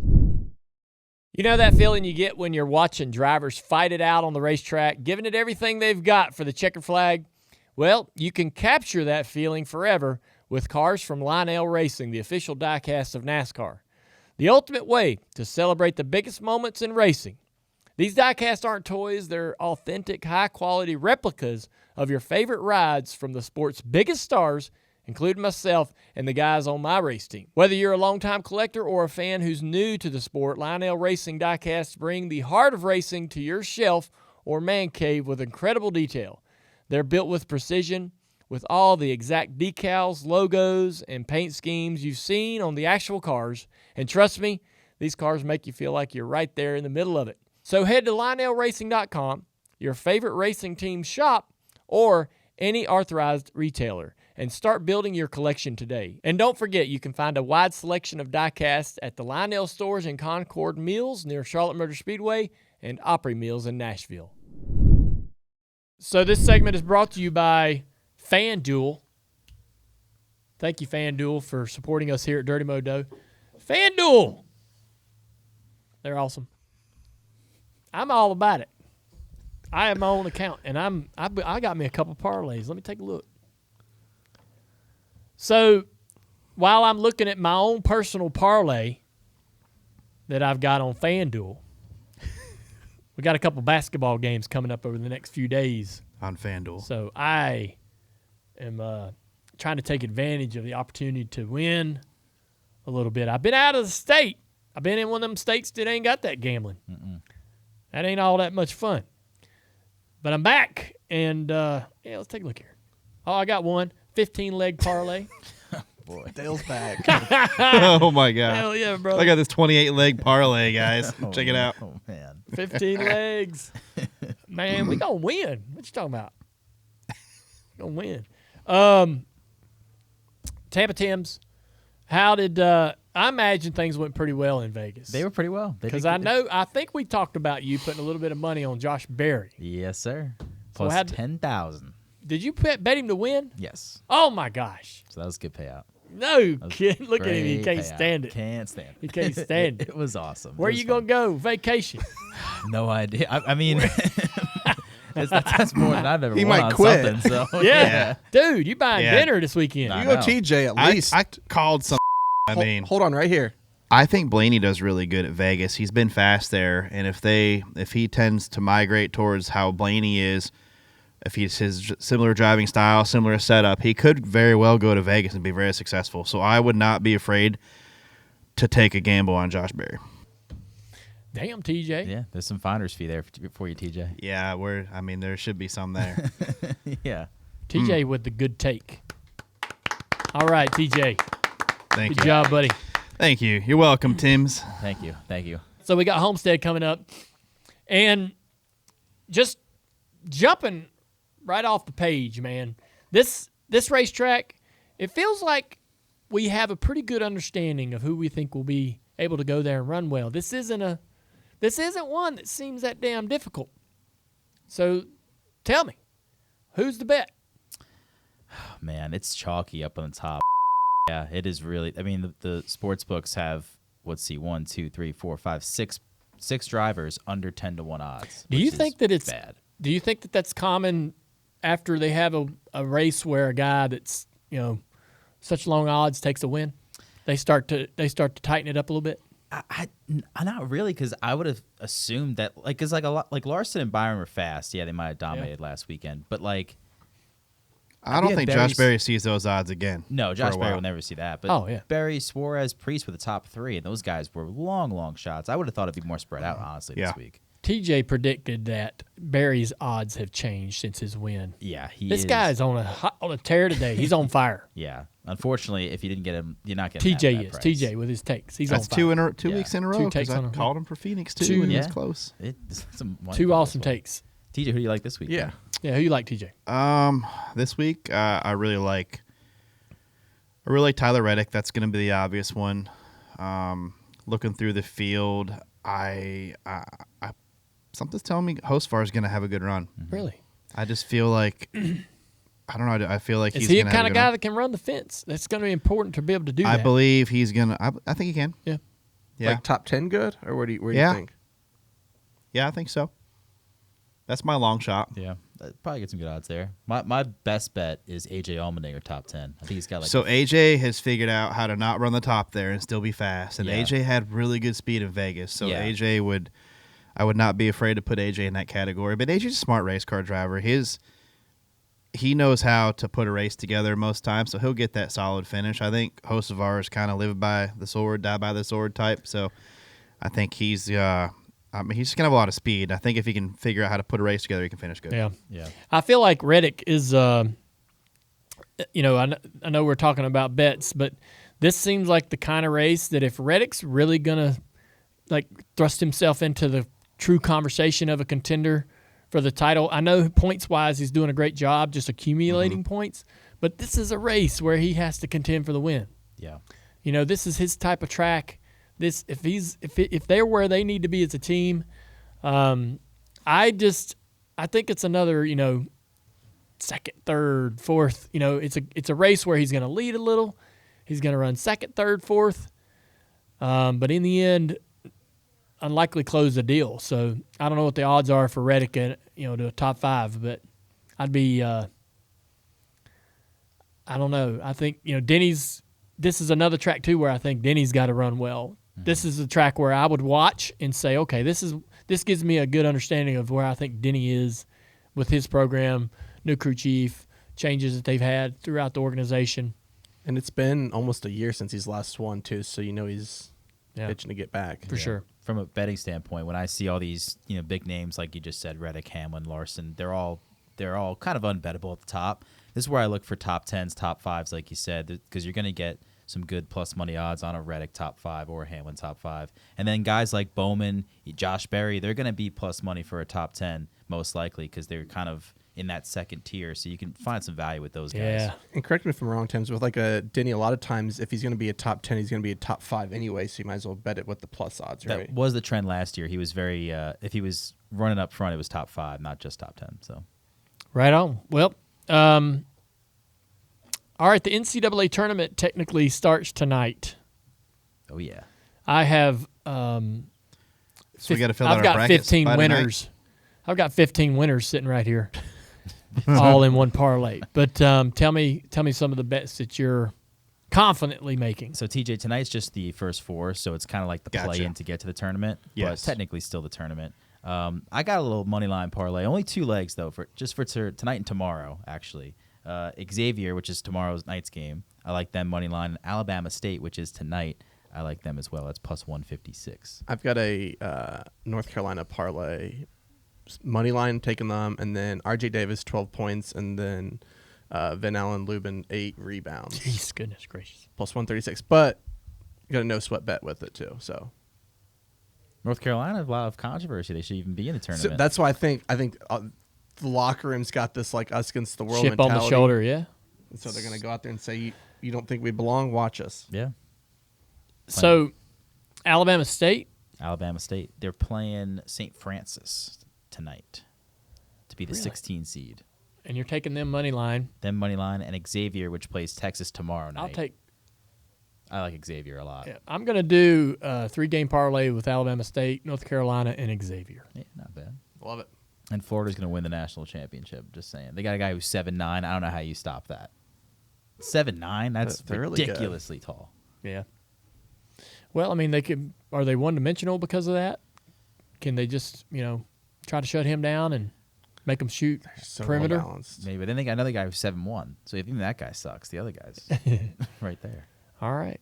Well, look, it's going to be a lot of fun over the next couple of days with the NCAA tournament. Let's all try to keep a little bit of money in our balance, and not go completely belly up. Mm-hmm. Hopefully, everybody has some success out there. Thank you, Tim, for bringing us some of the best ideas on how to handle some of these NASCAR events each weekend, and a big win for everybody out there who put a little on Josh Berry to have a successful weekend.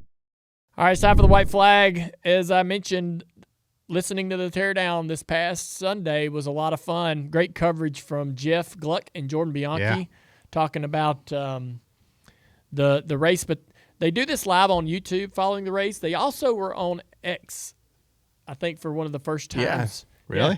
And they had over 10,000 people watching. Wow. The logo has a little bar or something around it, and you click it and the video pulled up. Yeah, it was great. That's how I watched. And so a lot of fun. Keep following the teardown. I mean, that's instant reaction from folks in the industry that are really entrenched in everything going on. They're there, everything. Well, they know everything. You get usually one person's there and the other one's not, so you're getting the reporter that's there, but then the other, watching it and getting different perspective. Yeah, so it's really good. Actions Detrimental was out on Monday. Denny was very candid about what happened in his race. That's nice because that's why we do the show. Good job. Sure. He said that one of the reasons is misinformation that he was, because what he was wanting from the car and different things, and so went into his setup. Denny being very candid, fighting misinformation. This guy's a warrior. And a winner in Vegas since he apparently hit the jackpot a couple times. I want to know how much money he put into the machine. He talked about how much money he was. So you'd have to listen to the show. Yeah, it's there. So I know there were 2 photos, 2 different wins, 2 jackpots. One was $300 to spin. The other was $500 to spin. Yeah, he don't mess around. I'm gonna tell you right now. Ain't no way. There's no way. Ain't no way. I'm gonna put $500 on one spin in a slot. I'm sorry. I'm also not gonna win $150,000. To win big money, you gotta spend. Oh my God! Would you do it at roulette? Yes, I would. Yes, I know you. I've seen him do it. Yep, I would. The roulette thing is different. I don't walk up and start at 500. I start at 100, and I win 500, and then I at roulette I get in this sort of deal where I'm like, all right, red and black. I know what's going to hit next, and I'm just going to keep doubling my money. And sometimes I've had a lot of good luck at the roulette wheel. Yeah. But to walk up to a slot machine and have to do at least 5 to 20 rolls at $300 to $500 a piece to try to win real money, because I know Denny didn't just walk up and hit the button and do like 2 or 3 rolls. And you know the answer to this, Travis. Yeah. You got to listen to the podcast. Just tell us how many rolls you did. If you don't, word on the street was he was down 40. No, he was never down 40. His initial that he was willing to bet with was 11,000 and never got below 8, and then he started hitting. Wow. The slot machine got primed though. He had a friend with him that was betting smaller and not winning a whole lot. So I think it was like the perfect timing. Yeah. Well, I would throw up. I'd throw those up. Those big giant new style slot machine, or I guess they're electronic ones, kind of. Yeah, but they're the big screen with all the stuff. I'm like, I've sat down at those, like the Buffalo one that he's playing, and I'm like, I don't know what I need to see to win, right? I don't know what I'm looking for, right? You need sounds to happen. Right. I mean, at least on like some of them, I'm like, okay, I get it. I got to get this and this and this. Yeah. But when you sit down to those, it's like, yep, I'm going to hit a button and I don't know if I won or not until it tells me. I know. It's going to tell me if I won. Yeah, until it says there's some money. Oh, extra money. But I'm looking at the screen going, it says I won, but I don't know how or what. This bar went over, then up, and what? Yeah. Why'd they make them so damn? Why'd they make the game? I agree with you. Less fun. They're trying to say, oh, you can win in so many different ways now. I just want to get. I'm giving them a hard time. I mean, I agree with you though. They are. You don't even know if you win. I don't need to take a class. Yeah. I don't need to sit down at this slot machine and go, well, I didn't get a course on this particular one, so I'm just going to shoot in the dark here. That's why I play Wheel of Fortune slot. That's simple. Yeah, sevens. Free spin. The sevens or the spin. The damn wheel spins onto a number. That's your number. You won that. Yep. I love playing slot machines. Yeah, I like. Man, they've gotten so complicated. You know, they have something more fun. Yeah, I want to know how to sit down at the Buffalo one and know what I want to see on the screen. We'll ask Denny. I don't think he knows. I don't think he knows either. Sure he does know. Well, he might know does now, but yeah, you can't tell me he recognizes all the different ways you can win right away. There's no way somebody can do that with these machines now. Well, you just said he does. He does. Yeah, now. Right. No, there's still no way. Well, Denny, fighting misinformation all along the way and being so candid on his Actions Detrimental show. It's the greatest. It is. Door Bumper Clear also posted on Monday. They were joined by Slugger Labby, and they talked about how teams need more practice. Good job. My interview with Tony Gibson will drop tomorrow. Herman Schrader and Speed Street will also be out on Wednesday. And then Thursday, another episode of Bless Your Heart with my wife, Amy. We're back in the studio, and I'll have a new chair. Will you? Yeah, it's supposed to be here. Where is it? Wait, is it the one that's out in the lobby? Yeah. Can you get That's your chair? Dalton, will you bring my chair in here? Yeah. That's my new chair. I was wondering what Amy it was doing bought in the that lobby. for me. Amy ordered that off of Amazon. Is it going to sit high enough? It's fine. It's perfect. And it doesn't make any noise. Look at there. Okay, it does sit high enough. Yeah. Oh, that's it. I love that chair. I love those chairs. There it is. It's behind T-chair. Good looking Lovely. chair. Thank you, Amy. So we'll be back in the studio for Bless Your Heart on Thursday, recapping whatever. Just talking about whatever. Amy comes to me about 2 days before the show, and she's so nervous. What are we going to talk about? I'm like, whatever. So I don't think about it. I just sit down and we just start. And it's different for her. She It's wants new, though. she wants to come in with a plan. Yeah. But I think she needs practice. No, this past week was an incredible example of how you podcast for a show like that, at least. Now, for some shows, certainly you got a plan. Like for our interview with Tony Gibson this week, we planned.